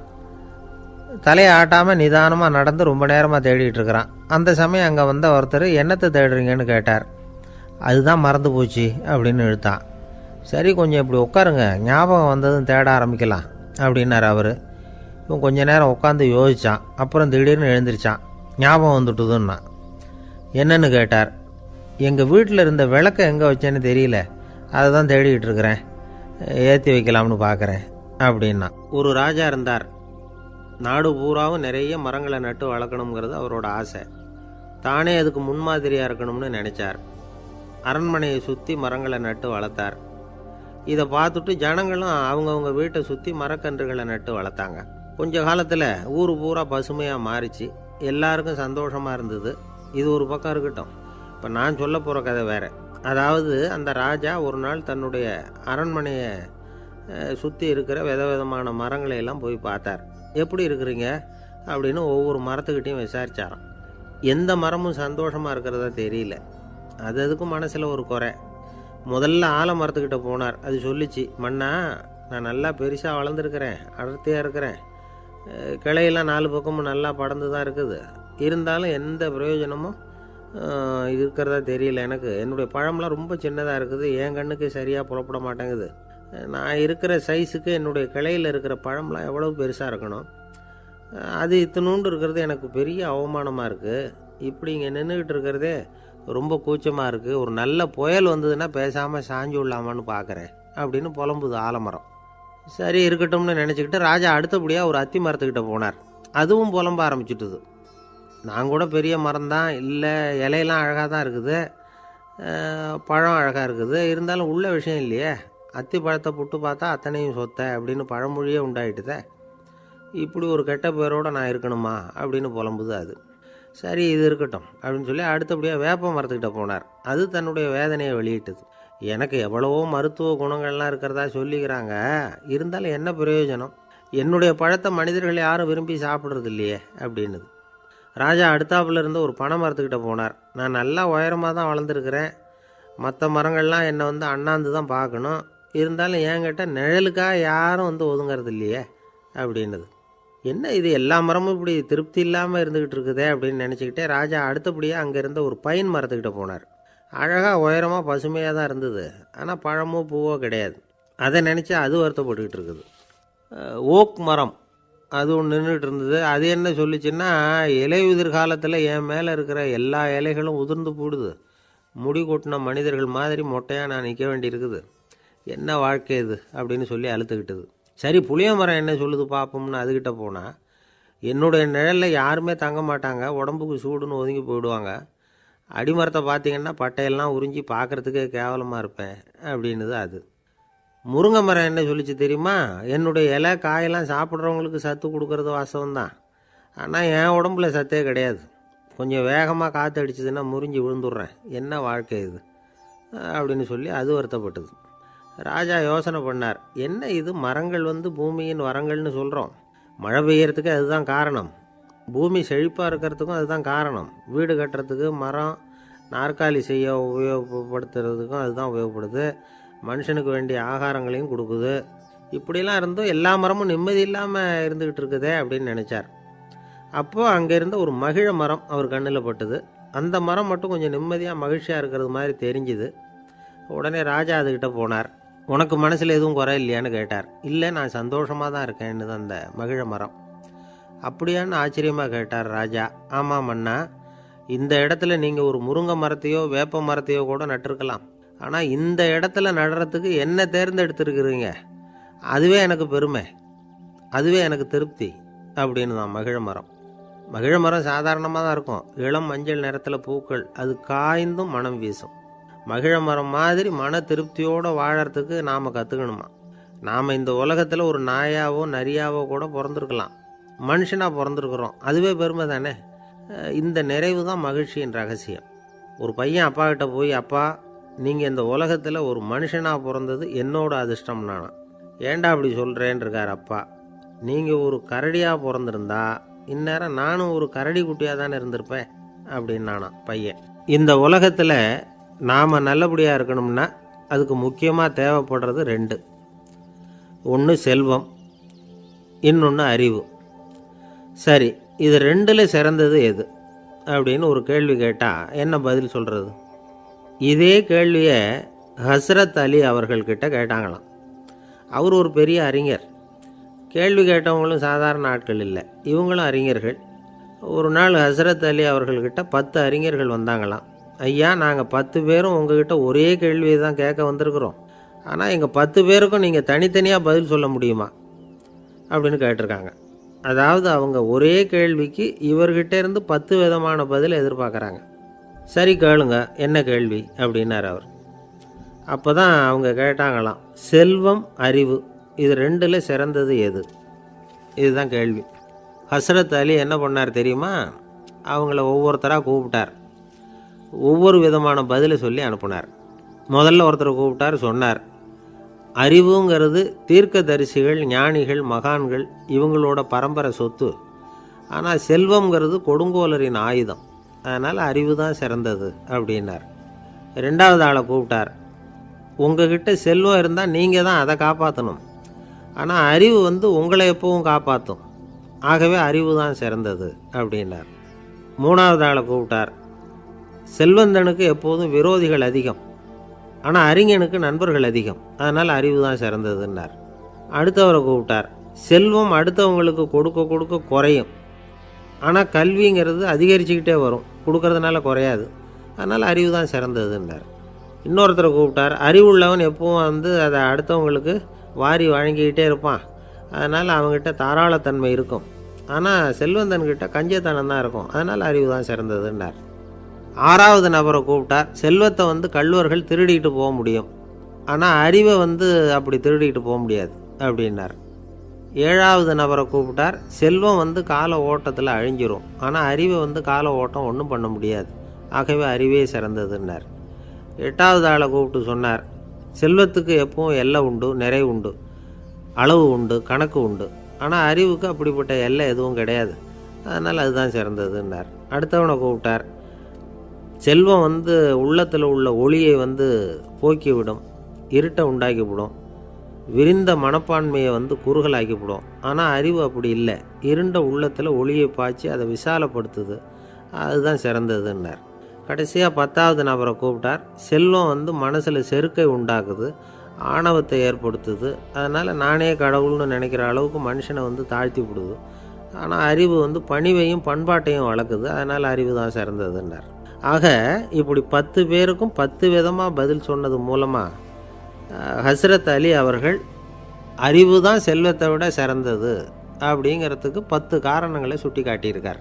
அந்த அறிஞர் 10 பேர் கேட்ட ஒரே கேள்விக்கு 10 பதில் சொன்னார்.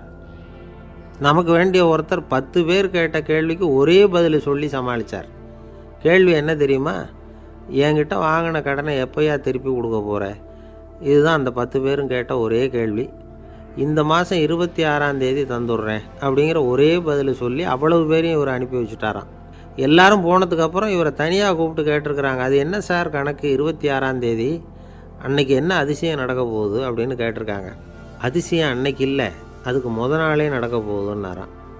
விவரமாக சொல்லுங்கன்னு இருக்காங்க. வேறு ஒன்றும் இல்லைங்க, 26ஆம் தேதி தானே எல்லாரையும் வர சொல்லியிருக்கிறேன், அதுக்கு நாளே நான் புறப்பட்டு தலைமறைவாயிட போகிறேன் அப்படின்னாராம் ரொம்ப பெருமையாக. துருக்மேனியாவில் அஷ்காபாத் அப்படின்னு ஒரு நகரத்தில் ஒரு புவியியல் விஞ்ஞானி இருந்தார்.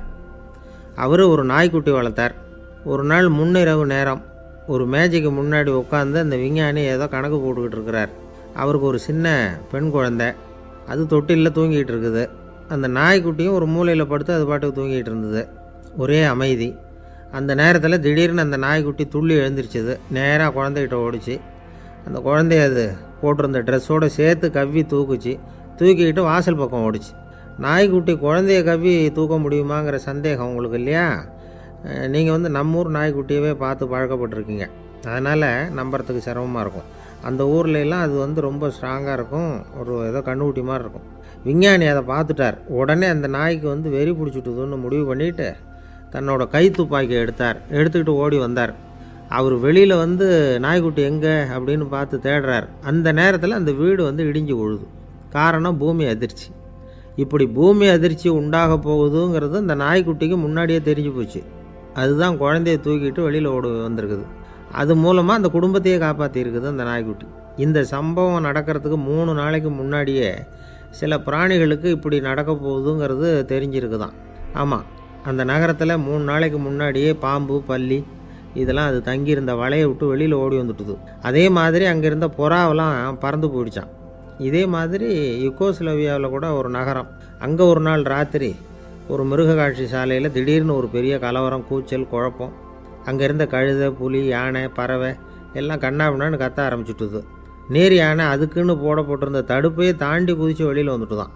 மறுநாள் தான் எல்லாருக்கும் விஷயம் புரிஞ்சுது. அடுத்த நாள் காலையில் அங்கே பூமி அதிர்ச்சி உண்டாயிட்டுது. இப்போ பாருங்கள், அதாவது மனுஷனை போய் தீர்க்க தரிசி அது இதுன்னு சொல்லிகிட்டு இருக்கிறோம். இவனை விட அது பரவாயில்லைன்னு தோணுது. அதாவது மிருகங்கள் ஒன்று நடக்க போகுதுங்கிறத முன்னாடியே புரிஞ்சுக்குதே. சரி, இதெல்லாம் எப்படி அது முன்கூட்டி புரிஞ்சுக்குது? அதுதான் படைப்பு ரகசியம். அதை கண்டுபிடிக்கிறதுக்கு தான் மனுஷன் வந்து ஆராய்ச்சி பண்ணிகிட்டு இருக்கிறான். விஞ்ஞானிகளோட ஆராய்ச்சியெல்லாம் ஒரு பக்கம் இருக்கட்டும், வீட்டுக்குள்ளேயே சில ஆராய்ச்சி பண்ணி பாருங்களேன். இப்போ சில யோசனை சொல்லி அதை சோதனை பண்ணி பாருங்க அப்படின்னு ஒருத்தர் சொன்னாராம். அதாவது இப்போ மழை வருமா வராதா அப்படின்னு தெரிஞ்சுக்கணுமா, உடனே ஒரு பூனைக்குட்டி பின்னாடியே மெதுவாக போய் அது என்ன செய்யுதுன்னு கவனித்து பார்க்கணும். பூனைக்குட்டி தன்னோட பாதத்தினால சுகத்தில் வந்து அப்படி கீறிக்கிட்டு இருக்கும். அப்படி கீறினா கண்டிப்பாக மழை வரும். சில சமயம் பூனைக்குட்டி அப்படியே மல்லாந்து படுத்துக்கிட்டு பாதத்தை உயர தூக்கும், அப்படியும் இப்படியும் புரளும். இப்படி செஞ்சதுன்னா அன்னைக்கும் மழை இருக்காது. அதனால் முன்னாடி இருந்தது மழை வர்றதுக்கு அறிகுறி, இது மழை இல்லைங்கிறதுக்கு அறிகுறி. பறவைகள், பிராணிகள் இதுகளோட நடவடிக்கைகளை பார்த்துட்டு அதையெல்லாம் அடிப்படையாக வச்சு தான் காலநிலையை கண்டுபிடிக்கிற கருவிகளை கண்டுபிடிச்சிருக்கிறாங்க. வாத்து இருக்குல்ல, சில சமயம் தன்னோட அழகை தன்னோட இறகுகளில் அப்படியே புதைச்சிக்கும். அப்படி செஞ்சால் குளிர்காலம் வரப்போகுதுன்னு அர்த்தம். பருவநிலை குளிராக மாறப்போகுதுங்கிறதுக்கு இதுதான் அறிகுறி. சிட்டுக்குருவி இருக்குதுல்ல, அதெல்லாம் புழுதியில் உழுந்து புரளும், சிறகுகளை வந்து படபடன்னு அடிச்சுக்கும். அப்படி செஞ்சால் மழை வரப்போகுதுன்னு அர்த்தம். ஒன்று மட்டும் நாம் நல்லா தெரிஞ்சுக்கணும், இயற்கையின் சீற்றம்னு சொல்கிறோம் இல்லையா, இயற்கை ஏன் நம்ம மேலே கோவப்படுது? இயற்கையை நாம் அனுசரித்து போகிறதில்ல, அதனால் கோவப்படுது. காடுகளை அழிக்கப்படாது, விலங்குகளை கொல்லக்கூடாது, இயற்கை ஏற்படுத்தி வச்சுருக்கிற சமநிலையை கெடுக்கக்கூடாது.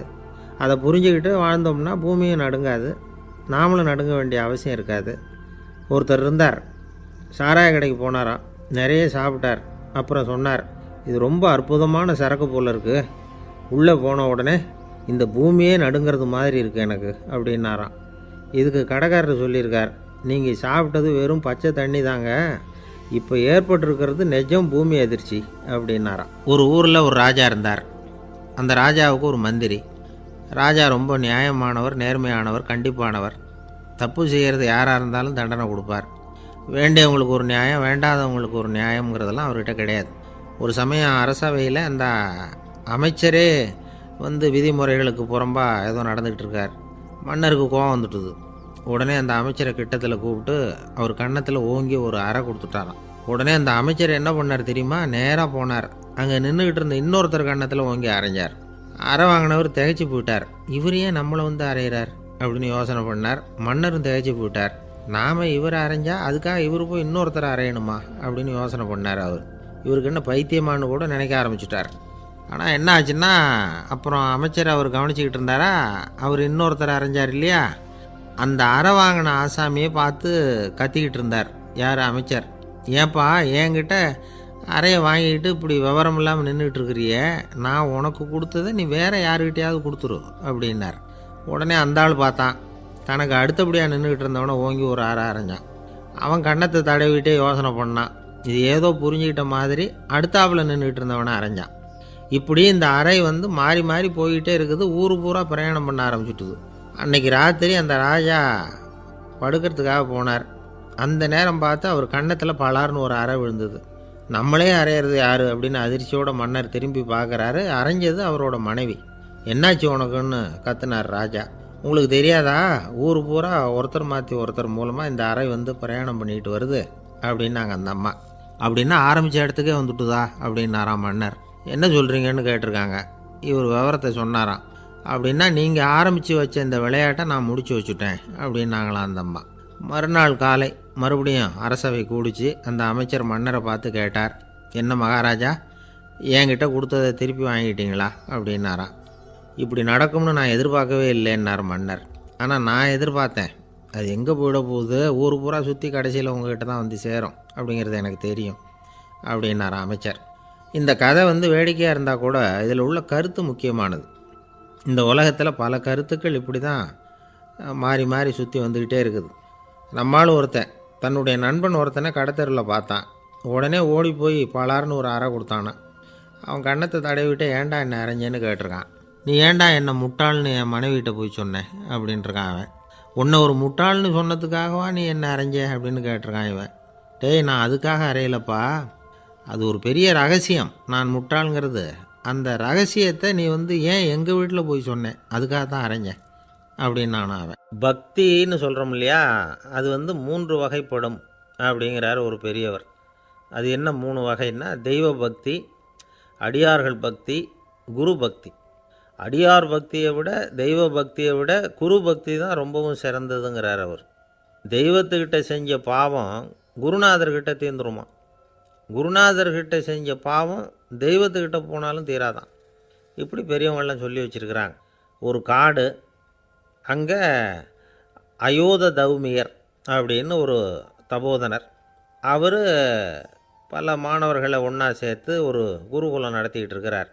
பல தரப்பட்டவங்க பல திறப்பட்டவங்க மாணவர்கள் அதில் சேர்ந்து படிச்சுக்கிட்டு இருக்கிறாங்க. பாஞ்சால ராஜகுமாரன் ஒருத்தனும் அந்த குருகுலத்தில் சேர்ந்து படிச்சுக்கிட்டு இருக்கிறான். அவன் பேர் ஆருணி. பெரிய இடத்து புள்ள, இருந்தாலும் படுப்பில் ரொம்ப கெட்டிக்காரனாக இருந்தான். அவன் தான் அங்கே முதல் மாணவன். ஒரு நாள் குருநாதர் அந்த அரசகுமாரனை கூப்பிட்டார். நம்ம குருகுலத்துக்கு சொந்தமான வயலில் தண்ணீர் பெருகி வெள்ளம் பயிரை அழிக்குதான், அதனால் நீ போய் மடையை அடைச்சிட்டு வந்துரு அப்படின்னார். அந்த அரசகுமாரன் உடனே புறப்பட்டான். குருநாதர் சொல்லிட்டார்ல, உடனே புறப்பட்டான். நான் பெரிய இடத்து பிள்ளையாச்சே, ராஜகுமாரனாச்சே, ரொம்ப செல்வாக்கூட வளர்ந்தவனாச்சே, நான் போய் வயலில் இறங்கி வேலை செய்கிறதா அப்படின்னுலாம் அவன் நினைக்கல. குருநாதர் கட்டளையை நிறைவேற்ற வேண்டியது நம்ம கடமை அப்படின்னு நினச்சான். உடனே ஒரு மண்வெட்டியை தூக்கி தோளில் வச்சுக்கிட்டு புறப்பட்டு போயிட்டான். வயலுக்கு போனான். பார்த்தான், தண்ணி கரையை உடச்சிக்கிட்டு வயலுக்குள்ளே ஏகமாக பாஞ்சிக்கிட்டு இருக்குது. இவன் மண்வெட்டியால் களிமண்ணை புல்லோடு சேர்த்து புல் பற்ற மாதிரி வெட்டி வெட்டி போட்டான். இருந்தாலும் மடையை அடைக்க முடியல. தண்ணி அதை மீறி வந்துக்கிட்டே இருக்குது. தண்ணி வேகமாக வயலுக்குள்ளே போய்கிட்டே இருக்குது. போடுற பத்தையெல்லாம் கரைஞ்சி கரைஞ்சி போயிட்டுருக்கு. இருந்தாலும் இவன் தன்னுடைய முயற்சியை கைவிடலை. வெட்டி வெட்டி போட்டுக்கிட்டே இருக்கிறான். காலையில் அங்கே போனவன் சாயந்தரம் வரைக்கும் இப்படி செஞ்சுக்கிட்டு இருக்கிறான். உடம்பும் மனசும் ரொம்பவும் சோர்ந்து போச்சு. இருந்தாலும் குருநாதர் இட்ட கட்டளையை நிறைவேற்றாமல் இருக்கிறோமேங்கிற ஒரு குறை அவனுக்கு இருக்குது. குரு கட்டளையை நிறைவேற்றாத நான் இன்னமும் இருக்கணுமா அப்படின்னு யோசனை பண்ண ஆரம்பிச்சிட்டான். என்ன செய்யலாம்னு பார்த்தான். நம்ம குருநாதர் இட்ட பணிக்காக இந்த உடம்பையே தியாகம் பண்ணலாம் அப்படின்னு முடிவு பண்ணான். தண்ணி பாயுதில் அதுக்கு குறுக்க விழுந்து அப்படியே மடையை அடைச்சிக்கிட்டு அப்படியே படுத்துட்டான். இது மற்றவங்களுக்கு தெரியாது. அன்னைக்கு ராத்திரி ஒரு விளக்கு முன்னாடி உட்காந்து குருநாதர் பிள்ளைங்களுக்கு பாடம் சொல்லி கொடுத்துக்கிட்டு இருக்கிறார். முதல் வரிசையில் இருக்கக்கூடிய ராஜகுமாரனை காணலை. நம்ம ஆருணி எங்கே போனா அப்படின்னு சொல்லி மற்ற மாணவர்களை விசாரித்தார். இப்போ அவங்க சொன்னாங்க, சுவாமி, அவன் காலையில் வயலுக்கு மடையை அடைக்கிறதுக்காக போனான், நீங்கள் தான் போக சொன்னீங்க, இன்னும் திரும்பி வரல அப்படின்னு ஒரு பையன். குருநாதர் உடனே ஒரு தீவெட்டி எடுத்துக்கிட்டு மாணவர்களை அழைச்சிக்கிட்டு வயலுக்கு போனார். அங்கே போய் பார்த்தா ஆளை காணும். ஆருணி ஆருணின்னு சொல்லி சத்தம் போட்டு கூப்பிட்டு பார்க்குறார். நான் இங்கே இருக்கேன் குருநாதா அப்படின்னு காலுக்கு அடியிலேருந்து ஒரு சத்தம் வருது. குனிஞ்சு பார்த்தா அவன் மடையில் படுத்துருக்குறான். என்னப்பா இதுன்னார்.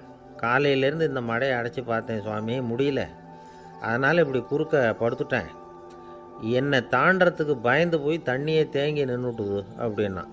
அவனுடைய குரு பக்தியையும் அவனை தாண்டறதுக்கு அஞ்சு நிற்கிற தண்ணி தேக்கத்தையும் பார்த்துட்டு எல்லாரும் ரொம்ப ஆச்சரியப்பட்டு போயிட்டாங்களாம். ஆருணி எழுந்திரிச்சு வா அப்படின்னு கூப்பிட்டாரான் குருநாதர். அவன் தண்ணீரை பொழந்துக்கிட்டு எழுந்திரிச்சு வந்தானான். அதனால் அவனுக்கு உத்தாலகன் அப்படின்னு ஒரு பேர். உத்தாலகன்னா தண்ணீரை பிளந்தவன் அர்த்தம். அந்த உத்தாலகன் மாதிரி இந்த காலத்து மாணவர்களுக்கும் குரு பக்தி வேணும் அப்படின்னு சொன்னோம் ஒரு பள்ளிக்கூடத்தில். உடனே நிறைய மாணவர்கள் எழுந்திரிச்சு நின்னாங்க. சார், நீங்கள் எங்களை இன்னமும் சரியாக புரிஞ்சுக்கலன்னு நினைக்கிறோம். அன்னைக்காவது ஒருத்தன் அப்படி இருந்தான், இன்றைக்கி ஏகப்பட்ட உத்தாலகர்கள் இருக்கிறோம். எங்கள் வாத்தியார் கட்டளை இட்டால் இப்போவே அது மாதிரி வயலுக்கு போய் மடையில் குறுக்கப்படுத்துக்கிறதுக்கு இந்த வகுப்பில் உள்ள அத்தனை பேரும் தயாராக இருக்கிறோம் அப்படின்னாங்க. அப்படியா அப்படின்னு சொல்லி கேட்டோம் ரொம்ப சந்தோஷமாக. ஒருத்தன் ரொம்ப அடக்கமாக எழுந்திரிச்சான். அப்புறம் சொன்னான், ஆமாம் சார், வகுப்பில் இவர் நடத்துகிற பாடத்தை கேட்டுக்கிட்டு இருக்கிறத விட பேசாமல் போய் மடையில் படுத்துடுறது ஒன்றும் கஷ்டமான காரியமாக இருக்காது. அதனால தான் எல்லோரும் அங்கே போகிறேன்னு சொல்கிறோம் அப்படிங்கிறான். ஒரு இலக்கிய கூட்டம் ஏற்பாடு பண்ணியிருக்கிறோம், நீங்கள் அவசியம் அதில் பேசணும் அப்படின்னு கேட்டுக்கிட்டார் ஒருத்தர். வேணாங்க, 4 பேருக்கு முன்னாடி நிற்கிறதுனா எனக்கு ரொம்ப கூச்சமாக இருக்கும் அப்படின்னாரு இவர். ஏன் சார் இன்னமும் குழந்த மாதிரி கூச்சப்படுறீங்களே அப்படின்னார் அவர் ஒரு மாதிரியாக சமாளித்து அனுப்பி வச்சுட்டு அதுக்கப்புறம் அதை பற்றி இவர் யோசித்து பார்த்துருக்கார். சில நிபுணர்கள் எழுதியிருக்கிறத படித்தும் பார்த்துருக்கிறார். மனோதத்துவ நிபுணர்கள் என்ன சொல்கிறாங்க தெரியுமா? 10லேருந்து 20% குழந்தைகள் பிறக்கிறப்பவே கூச்ச சுபாவம் கொண்டதாக தான் இருக்குதான். ஒரு தாத்தா தன்னோட பேர பிள்ளைய ஆசையாக கூப்பிடுறார் விளையாட்டு காட்ட, அதை அழுதுகிட்டு ஓடி போகுது. ஒரு அம்மா தன்னோட பிள்ளைய பள்ளிக்கூடத்தில் சேர்க்கறதுக்காக கூப்பிட்டுக்கிட்டு போகிறாங்க. அந்த புள்ள அம்மாவோட முந்தானையில் ஒளிஞ்சிக்கிட்டு வெளில வரமாட்டேங்குது. இவங்களெல்லாம் எப்படி சமாளிக்கிறது? குழந்தைகளோட கூச்ச சுபாவத்தை போக்குறது எப்படி? இதுக்கு நிபுணர்கள் சில யோசனைகளை சொல்லியிருக்கிறாங்க. மற்றவங்களுக்கு முன்னாடி என் பையனுக்கு கூச்சம் ரொம்ப அதிகம் சார், மற்றவங்க பார்த்தா ரொம்ப வெக்கப்படுறான், இப்படி சொல்கிற அப்பாக்கள் உண்டு. என் பையன் புது மனுஷால பார்த்தா அட்டையாக ஒட்டிக்குவான் சார் அப்படின்னு சொல்கிற அப்பாக்களும் உண்டு. இப்படிலாம் குழந்தைகளுக்கு முத்திரை குத்துறது ரொம்ப தப்பான். புதுசாக யாராவது வீட்டுக்கு வந்தால் குழந்தை தானாக தன்னோட கூச்சத்தையும் பயத்தையும் போக்கிக்கிட்டு சகஜமாக மாறி வர்றதுக்கு வாய்ப்பு கொடுக்கணுமா.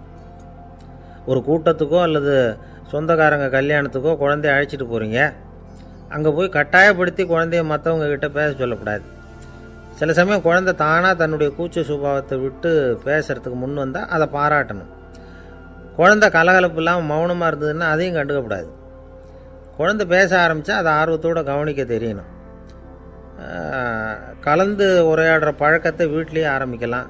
கேட்டதுக்கு பதில் சொல் அப்படின்னு நீங்கள் அதிகாரம் பண்ணிகிட்டு இருக்கக்கூடாது. அது குழந்தைக்கு பேசுகிற சந்தர்ப்பத்தை குறைச்சிருமா. இப்போ நாம் அதிகாரம் பண்ணால் கேலி செய்கிற பழக்கம் குழந்தைகளை ரொம்ப பாதிச்சிருமா. பெரியவங்களானதுக்கு அப்புறமும் சில பேர் கூச்சத்தோடவும் பயத்தோடவும் இருக்கிறதுக்கு இதுதான் காரணம். சின்ன வயசில் அவங்கெல்லாம் ஏதாவது கேலிக்கு ஆளாகி இருப்பாங்க. 2வது குழந்தை மூத்த குழந்தைய கேலிக்கு ஆளாகிற சந்தர்ப்பங்களை கண்டு கேலி பண்ணினா அது இளம் நெஞ்சங்களை விட்டு நீங்கிறதே இல்லையா. எப்பவும் குழந்தையோட நடை உடை பாவனைகளை பற்றி சொல்லிக்கிட்டே இருக்கக்கூடாதான். அதுவே கூச்ச சுபாவத்தை கொண்டுட்டு வந்துடுமா.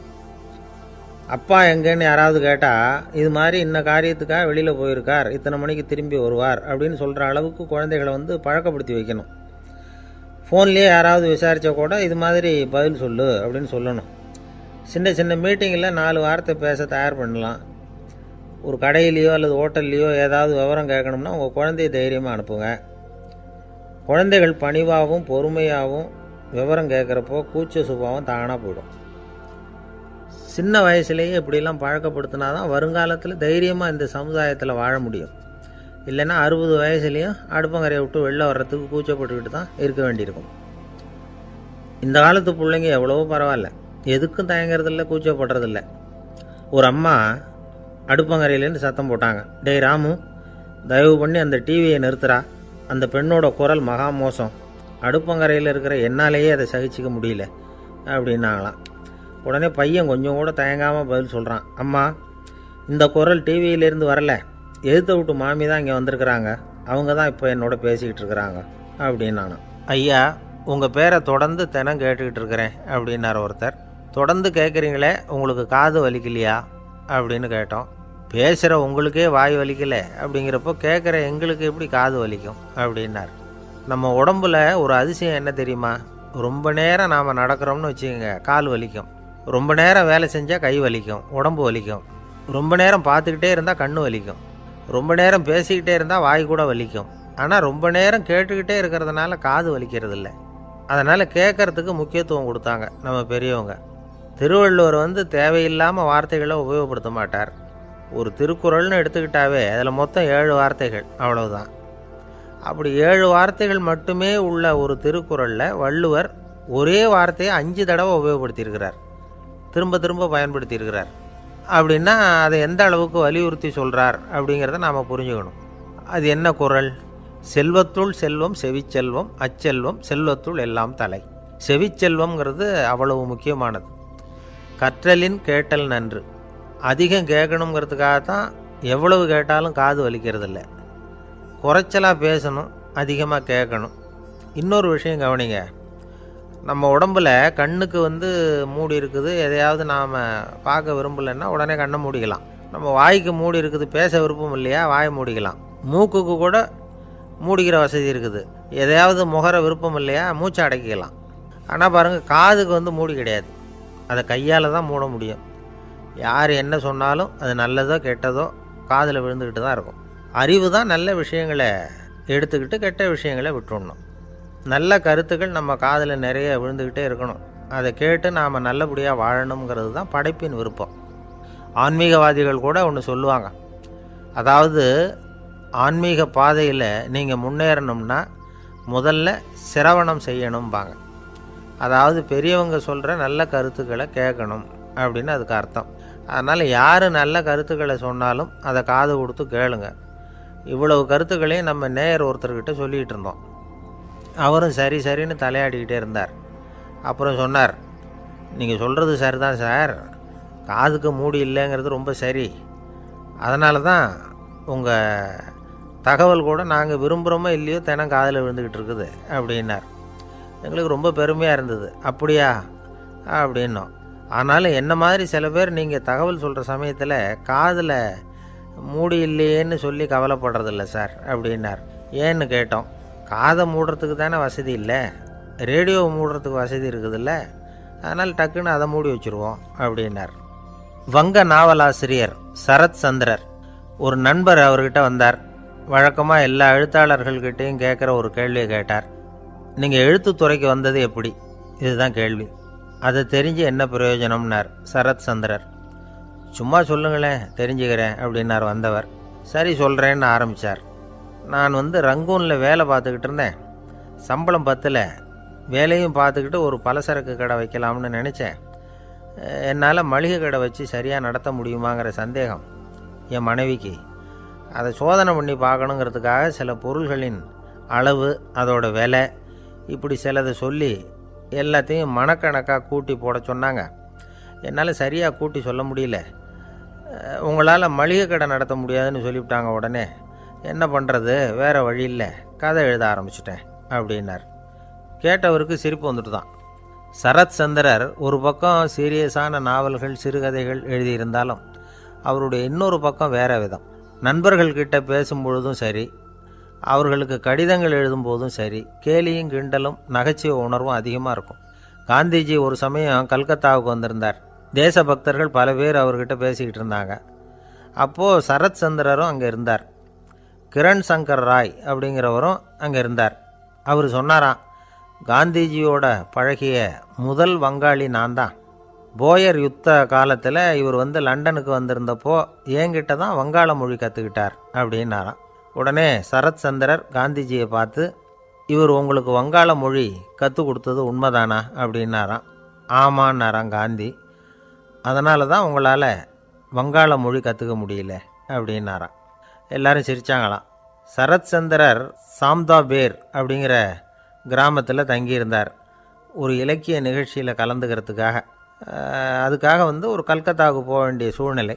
அதுக்காக புறப்பட்டார். அந்த சமயத்தில் பின்னாடி இருந்து யாரோ அவரை கூப்பிட்டாங்க. இப்படி கூப்பிட்டவரை பார்த்து இன்னொருத்தர் யாரோ அதட்டி இருக்கிறாங்க. போகிறவரை ஏன் இப்படி கூப்பிடுறீங்க அப்படின்னு. ஏன் கூப்பிட்டா என்னன்னு கேட்டிருக்கார் சரத் சந்திரர். புறப்படுறவங்கள பின்னாடி இருந்து கூப்பிடுறது அபசகுனம், போகிற இடத்துல ஏதாவது ஆபத்து வரலாம் அப்படின்னு அதுக்கு விளக்கம் கொடுத்துருக்கிறார் அவர். உடனே சரத் சந்திரர் சொன்னாராம், இதோ இவங்க என்னை இலக்கிய கூட்டத்துக்கு அழைச்சிட்டு போகிறாங்களே, இதை விட வேறு என்ன ஆபத்து வந்துட போகுது அப்படின்னாராம். இப்படி சரத் சந்திரருக்கு இயல்பாகவே நகைச்சுவை உணர்வு உண்டு.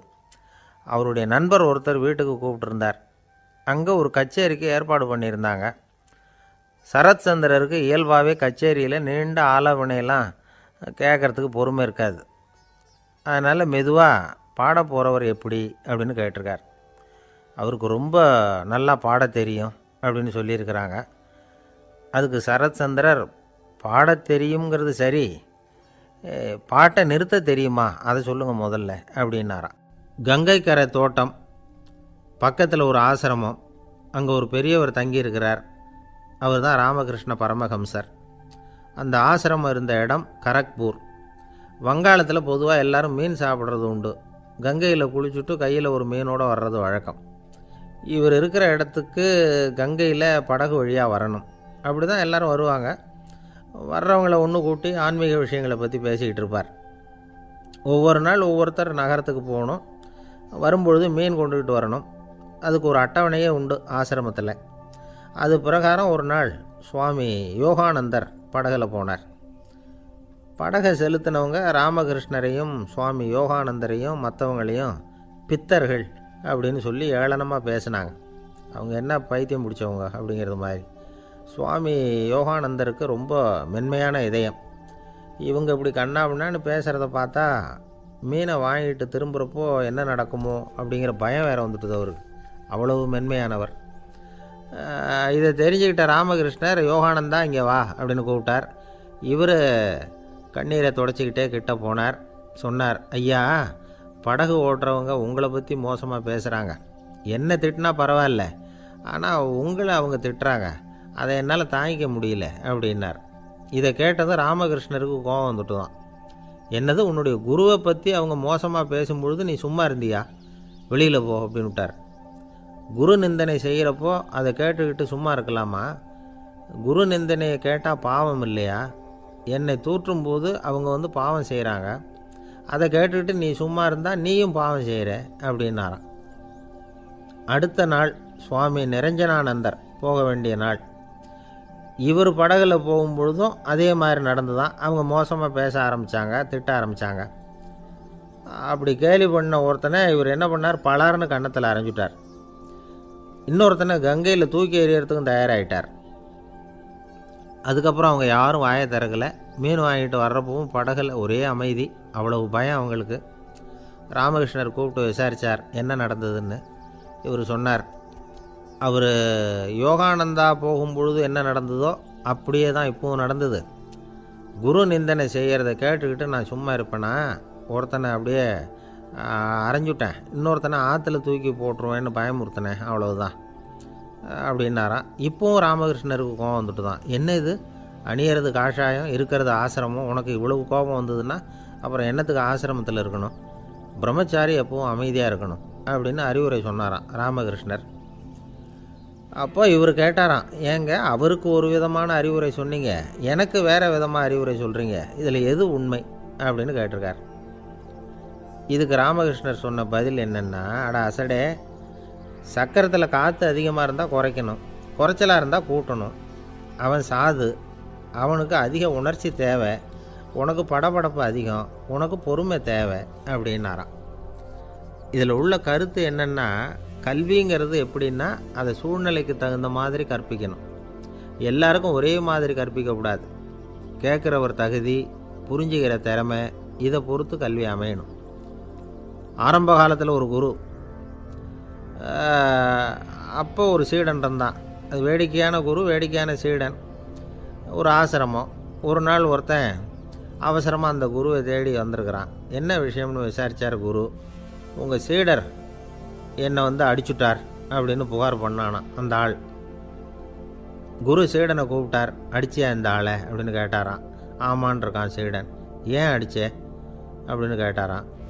இந்த ஆள் உங்களை பற்றி மட்டமாக பேசிவிட்டான், என்னால் அதை தாங்கிக்க முடியல, அதனால தான் அடிச்சுட்டேன்ருக்கான். அப்படி என்ன பேசினா அப்படின்னு கேட்டாரான். உன்னுடைய குருநாதர் இப்போல்லாம் அர்த்தமில்லாமல் பேச ஆரம்பிச்சுட்டார் அப்படின்னு சொல்லிவிட்டான், அதனால தான் அடிச்சுட்டேன் அப்படின்னானான். அதுக்காக அடித்தே அப்படின்னாரான்.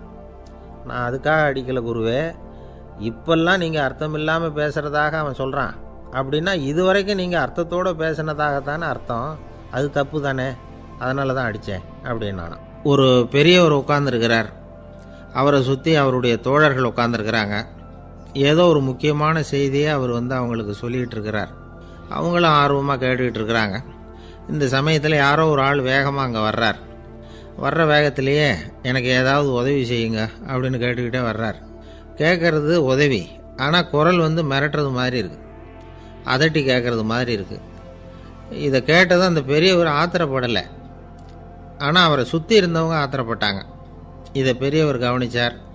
கொஞ்சம் அமைதியாக இருங்கன்னார். வந்தவரை கூப்பிட்டார். அவருக்கு சில பொருள்களை கொடுத்தார். என்னங்க இப்போ உங்களுக்கு மகிழ்ச்சி தானே அப்படின்னார். ஆ அப்படின்னு அலட்சியமாக அவர் சொல்கிறார்.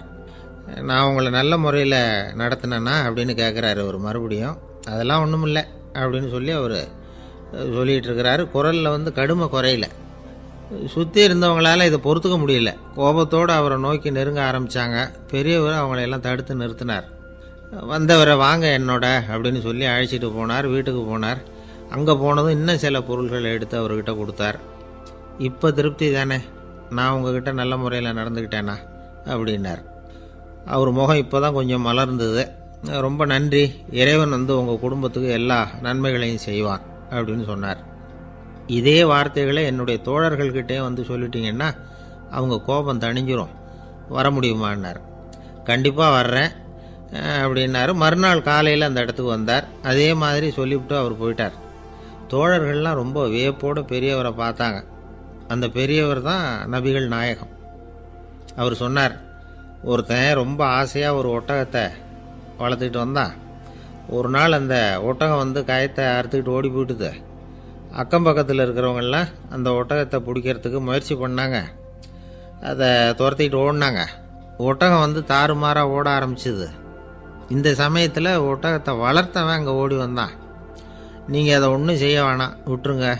அதோட சுபாவம் எனக்கு நல்லா தெரியும். அதை சுலபமாக என்னோடய வழிக்கு கொண்டுட்டு வந்துட முடியும். நான் பார்த்துக்கிறேன், விட்டுருங்கோ அப்படின்னா. எல்லாரும் விலகி போயிட்டாங்க. இவன் என்ன செஞ்சான் தெரியுமா? கொஞ்சம் புல்லை கையில் எடுத்துக்கிட்டு அந்த ஒட்டகத்தை நெருங்கினான். அவ்வளவுதான். அது ஓடி இவன் காலடியில் உட்காந்துக்கிட்டது.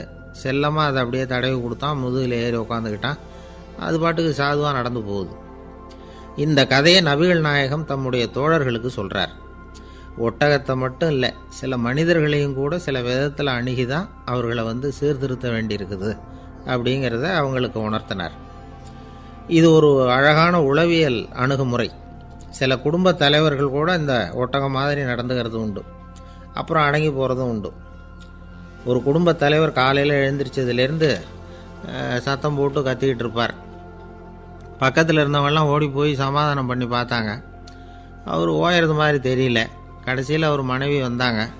நீங்கள் எல்லாம் விலகி போயிடுங்க, அவர் சுபாவம் எனக்கு தெரியும், நான் பார்த்துக்கிறேன் அப்படின்னாங்க. சரின்னு எல்லோரும் போயிட்டாங்க. சாயந்தரமாக பார்க்குறாங்க. அவர் சத்தம் இல்லாமல் ஒரு மூலையில் உட்காந்துருக்கிறார். ரொம்ப சாதுவா. ஆச்சரியமாக இருந்தது. என்னம்மா பண்ணீங்கன்னு கேட்டாங்க. அது ஒன்றும் இல்லைங்க, ஒரு வேளை சாப்பாட்டை நிறுத்தினேன், பட்னி போட்டேன், அவ்வளவுதான் அப்படின்னாங்க அந்த அம்மா. ஒரு ராஜா ஊரெல்லாம் சுற்றி பார்த்துட்டு வரலாம்னு ஒரு நாள் புறப்பட்டு போனார். ஒரு இடத்துல தறி நெசவு வேலை ரொம்ப மும்முரமாக நடந்துக்கிட்டு இருந்தது. ஒரு பெரியவர் தறியால் நெசவு வேலை செஞ்சுக்கிட்டு இருந்தார். பக்கத்தில் ஒரு அழகான பொண்ணு உட்காந்து நூலை சுற்றிக்கிட்டு இருக்குது. ராஜா அந்த பெரியவரை பார்த்து யார் இந்த பொண்ணுன்னு விசாரித்தார். ராஜா அப்படி கேட்டதும் அவருக்கு ரொம்ப பெருமையாக போயிட்டுது. ஏன்னா உட்காந்துருந்தது அவரோட மகள். அரசே, இது என்னுடைய மகள். இவ வேகமாக நூல் தெரிக்கக்கூடியவள். வைக்கோலை எடுத்து இவ தெரிச்சா கூட அது எல்லாம் பவுனிழையாக வெளியில் வரும் அப்படின்னு ஒரு ராசி இவளுக்கு அப்படின்னு ரொம்ப பெருமையாக ராஜா கிட்ட சொன்னார். ராஜா இதை கேட்டதும் அசந்துட்டார். அப்படியா, இவ்வளவு அழகும் சாமர்த்தியமும் உள்ள இந்த பொண்ணு என்னோட வரட்டுமே, இவளை என் மருமகளை ஆக்கிக்கிறேன் அப்படின்னார் ராஜா. அந்த பெரியவருக்கு ஒன்றும் புரியல. ஏதோ கொஞ்சம் பெருமையாக சொல்ல போக அது இப்படி ஆகிட்டுதே அப்படின்னு கவலைப்பட்டார்.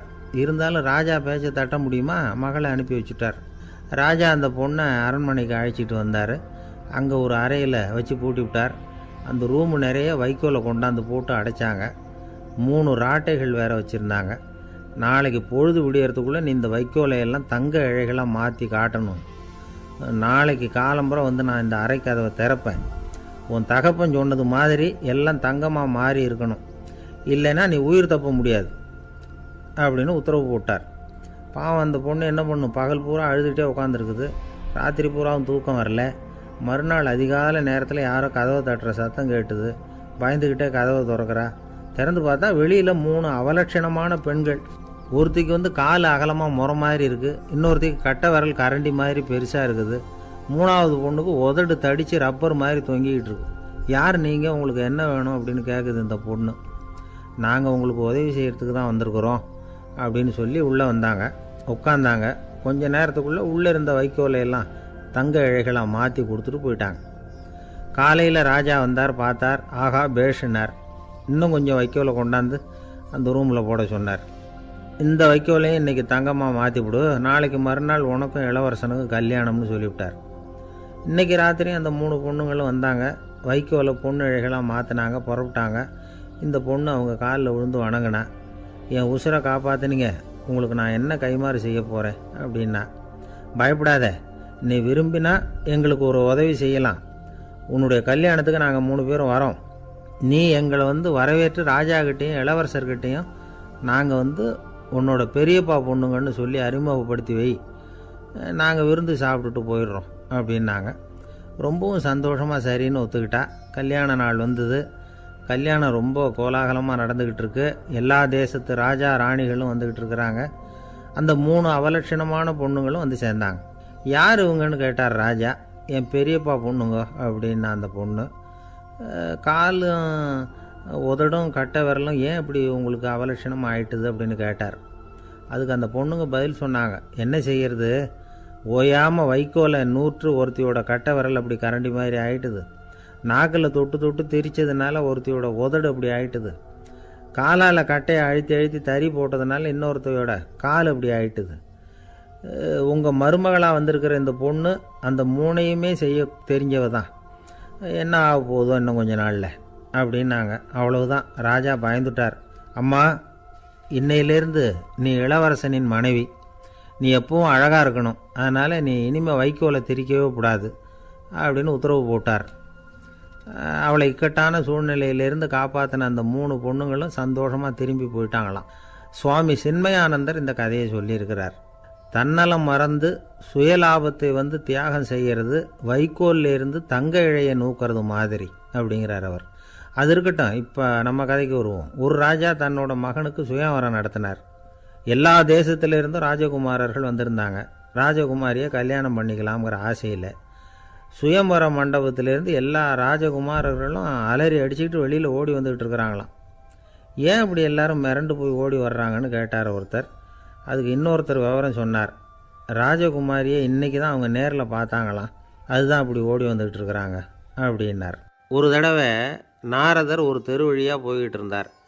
வழியில் ஒருத்தர் வேத சாஸ்திரம்லாம் படிச்சுக்கிட்டு உட்காந்துருந்தார். அவர் நாரதரை பார்த்து எங்கே போயிட்டுருக்குறீங்கன்னு கேட்டார். கடவுளை பார்த்துட்டு வரலாம்னு போயிட்டுருக்கிறேன் அப்படின்னார் நாரதர். அப்படின்னா அவர்கிட்ட எனக்கு எப்போ முக்தி கிடைக்கும்னு கேட்டுட்டு வாங்களேன் அப்படின்னார் இவர். சரி, கேட்டு வரேன் அப்படின்னு சொல்லிவிட்டு நாரதர் நடந்தார். கொஞ்சம் தூரத்தில் ஒரு மரத்தடியில் ஒரு தொழிலாளி செருப்பு தைச்சிக்கிட்டு உட்காந்துருந்தார். அந்த ஆளும் அதே மாதிரி கேட்டுக்கிட்டார். எனக்கு எப்போ முக்தி கிடைக்கும்னு கடவுள்கிட்ட கேட்டுக்கிட்டு வாங்களேன்னார். அவர்கிட்டையும் சரின்னு சொல்லிவிட்டு நாரதர் நேராக வைகுண்டத்துக்கு சேர்ந்தார். கடவுளை பார்த்தார். இவங்க 2 பேரும் சொல்லி அனுப்பின விஷயத்தை பற்றி கேட்டார்.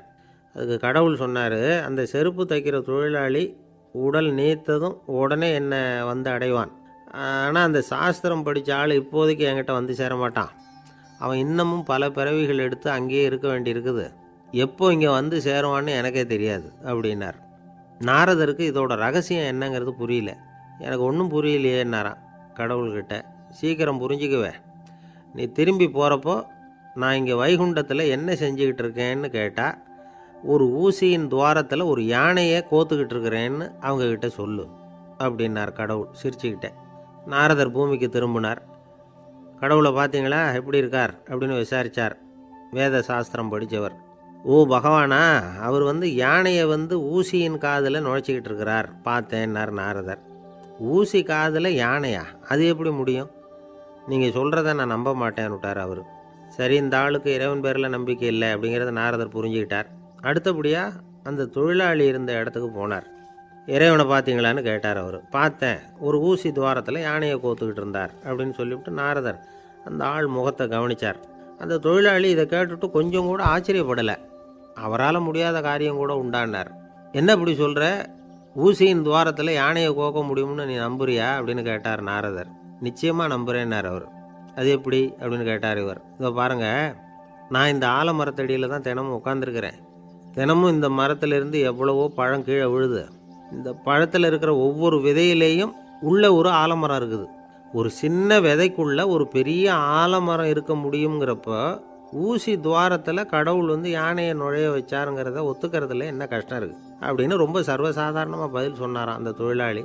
நாரதர் யோசனை பண்ணார், இந்த தொழிலாளி வேத சாஸ்திரங்களையெல்லாம் படிக்கலைன்னா கூட அறிவுபூர்வமாக சிந்தித்து இறைவனை நம்புகிறான். அதனால தான் கடவுள் இந்த ஆளுக்கு சீக்கிரம் முக்தி கிடைக்கும்னு சொன்னார் அப்படிங்கிறத புரிஞ்சுக்கிட்டாராம். இந்த கதையில் வர்ற கடவுள், நாரதர், வைகுண்டம் இதெல்லாம் ஒரு பக்கம் இருக்கட்டும், ஒரு சின்ன விதைக்குள்ளே ஒரு பெரிய ஆலமரம் தூங்கிக்கிட்டு இருக்கு அப்படிங்கிற உண்மை, அந்தரத்தில் 1000 கிரகங்கள் சுற்றிக்கிட்டு இருக்குங்கிற உண்மை, இதெல்லாம் வந்து நாம் பார்த்துக்கிட்டு தானே இருக்கிறோம். இந்த உண்மைகள் வந்து அதிசயமாக நமக்கு தெரியறதுனால அதை வந்து நம்பாமல் இருந்துட முடியாது. இயற்கையை பரிபூர்ணமாக நம்புங்கள், அந்த நம்பிக்கையே நம்ம வாழ்க்கைக்கு ஆதாரம் அப்படிங்கிறத விளக்கறதுக்காக தான் இந்த கதை. இந்த காலத்தில் நம்ம பிள்ளைங்களுக்கெல்லாம் இது மாதிரி நம்பிக்கை அதிகமாகவே இருக்குது. ஒரு நாள் ஒரு சின்ன பையன்கிட்ட கேட்டேன், ஏன்பா கடவுள் வந்து ஒரு பானைக்குள்ளே ஒரு யானையை நுழைய வச்சுட்டாருன்னு சொன்னால் அதை நீ நம்புவியா அப்படின்னு கேட்டோம். நம்புவேன் சார், அது ஒன்றும் பெரிய அதிசயம் இல்லைன்னா. எப்படிறான்னு கேட்டோம். எப்படின்னா அந்த பானை வந்து அந்த யானையை விட பெருசாக இருந்திருக்கும், அவ்வளவுதான் அப்படின்னு சொல்கிறான். ஒரு ஊரில் ஒரு ராஜா இருந்தார். அவர் அடிக்கடி காட்டுக்கு வேட்டையாட போவார். சில நண்பர்களையும் கூட அழைச்சிக்கிட்டு போவார். காட்டுக்கு போனதும் ஆளுக்கு ஒரு பக்கமாக போய் வேட்டையாடுவாங்க. சாயந்தரமாக திரும்பி வருவாங்க. மறுநாள் அரண்மனையில் உட்காந்து ஒவ்வொருத்தரும் அவங்க அனுபவங்களையெல்லாம் சொல்லிக்குவாங்க. அவங்க வீரத்துக்கு தகுந்த மாதிரி பரிசை அந்த ராஜா கொடுப்பார். இது மாதிரி ஒரு தடவை எல்லாரும் வேட்டைக்கு போயிட்டு திரும்பி வந்ததும் உட்காந்து பேச ஆரம்பிச்சிருக்கிறாங்க. ஒருத்தன் சொன்னான், தன்னுடைய வீர தீர செயலை பற்றி அளக்க ஆரம்பிச்சிட்டான். ஏன்னா அதுக்கு பரிசு கிடைக்க போகுதில்ல, அதனால்.